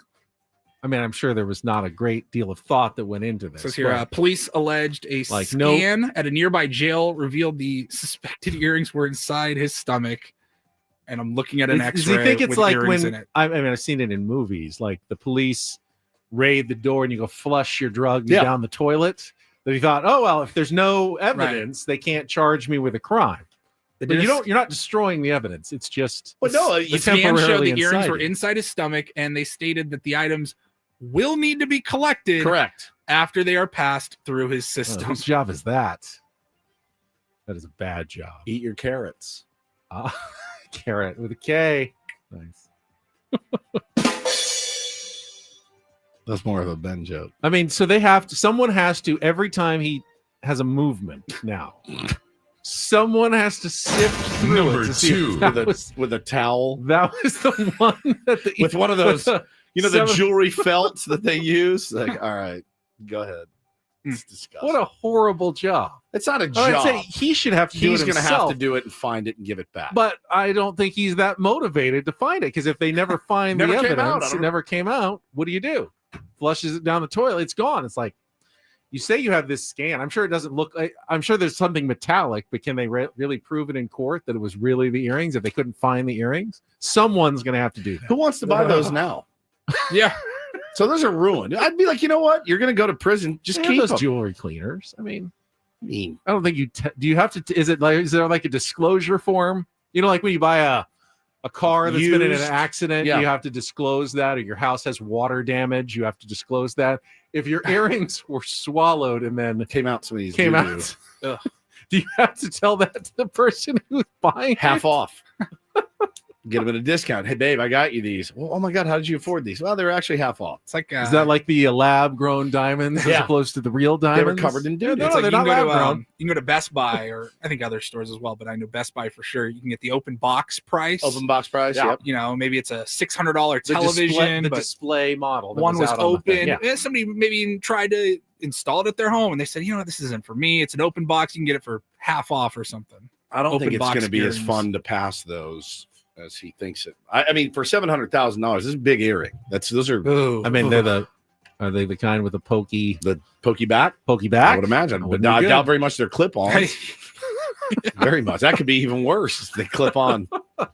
Disgusting, dude. All right, and then finally, and he's not an agent. He's not anyone's real. No, agent. That was his cover. Yes. Yeah. Yes. Finally, kind of going back in time a couple of years ago to another Rhino Report story. You guys remember, I think this was like in 2022, we talked about, there was like some horror movie that was in production about Winnie the Pooh, because Winnie the Pooh at that time had made its way into the public domain, meaning anybody could license it and run with it and create products and movies with the licensing. We could call our show Ben and Woods and Winnie the Pooh. Right. Yeah, we could. We wouldn't have to license it to anyone. I think recently, like Steamboat Willie, the original like Mickey Mouse, went into public domain, and it happens after like, is it 99 years? I think something like that. Yeah. Right. Okay. So that was Winnie the Pooh, and the same directors that made that. It looked like a horrible movie. Well, they're at it again, and the latest movie is called Bambi the Reckoning. Yeah. It says, as seen in the trailer, a grief-stricken Bambi who has mutated to have a mouthful of very sharp teeth. He looks like an evil deer. Bambi's a girl, right? Bambi a boy deer or a doe? It says his, so really goes on the prowl after the death of his mother. While on the hunt, the deer goes after some unlucky folks in the woods and vacationing countryside. Using his antlers, Bambi decapitates his prey before tearing into their flesh. So we've had Winnie the Pooh, which was Blood and Honey was that movie, and they also had a sequel to that. They're working on Bambi, Bambi the Reckoning. The Reckoning. And then they're also working on Pinocchio Unstrung, Peter Pan's Neverland Nightmare. Pinocchio Unstrung sounds kind of creepy. Like, there's no more strings. Really creepy. And then all of those movies, you know how like I don't watch those movies, but all the Marvel movies, they have their individual franchises, and then there's the Marvel verse, and you'll have, Final Four where they all get together or something in a movie. That's kind of what these directors are going with Winnie the Pooh, Blood and Honey, Bambi, Peter Pan, Pinocchio. They're going to reunite for a crossover film, which is set to go into production this summer, and they're calling it, instead of the Marvel verse, it's the Pooh, Winnie the Pooh, the Poohniverse. The Poohniverse? Monsters Assemble. There's a lot of poo in this. So you're going to have an evil Bambi, an evil Pinocchio, an evil Winnie the Pooh. Yeah, these aren't Disney properties. These are now available to everybody. This has nothing to do with Disney. The Poonaverse. Like the Marvel Cinematic Universe, but this is the Poonaverse. Say it again. Poonaverse? One more time. Poonaverse. Oh. Poonaverse. Yeah, I guess I didn't ever think about that. Yeah, Bambi is a male deer in I the didn't know that Disney either. film. I mean, Bambi is generally a name not associated with guys. With exotic dancers. Is there anyone actually named Oh, I'm Bambi? sure. Like birth name Bambi? Yeah, I'm sure there is.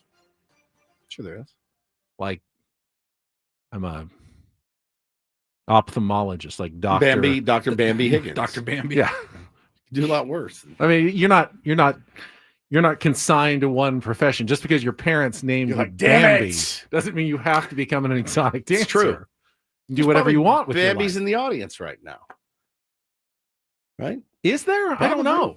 I mean, do you just go by your middle name at that point if you want to be taken more seriously? Or The is that Poonaverse.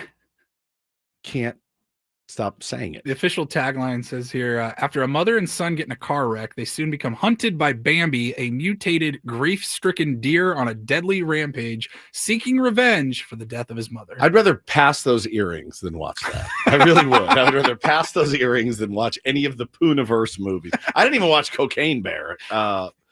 Did you guys see it? No. I still haven't seen it. That was like nominated for like awards. Yeah, my wasn't it? friend was the executive producer. We had him on the show. Remember? We did. Yes. Yeah. Had him on the show. Still have not actually seen his movie. It pops up on like Amazon Prime or whatever. I'm like, I can't do it, man. I just haven't been able to bring myself to do it yet.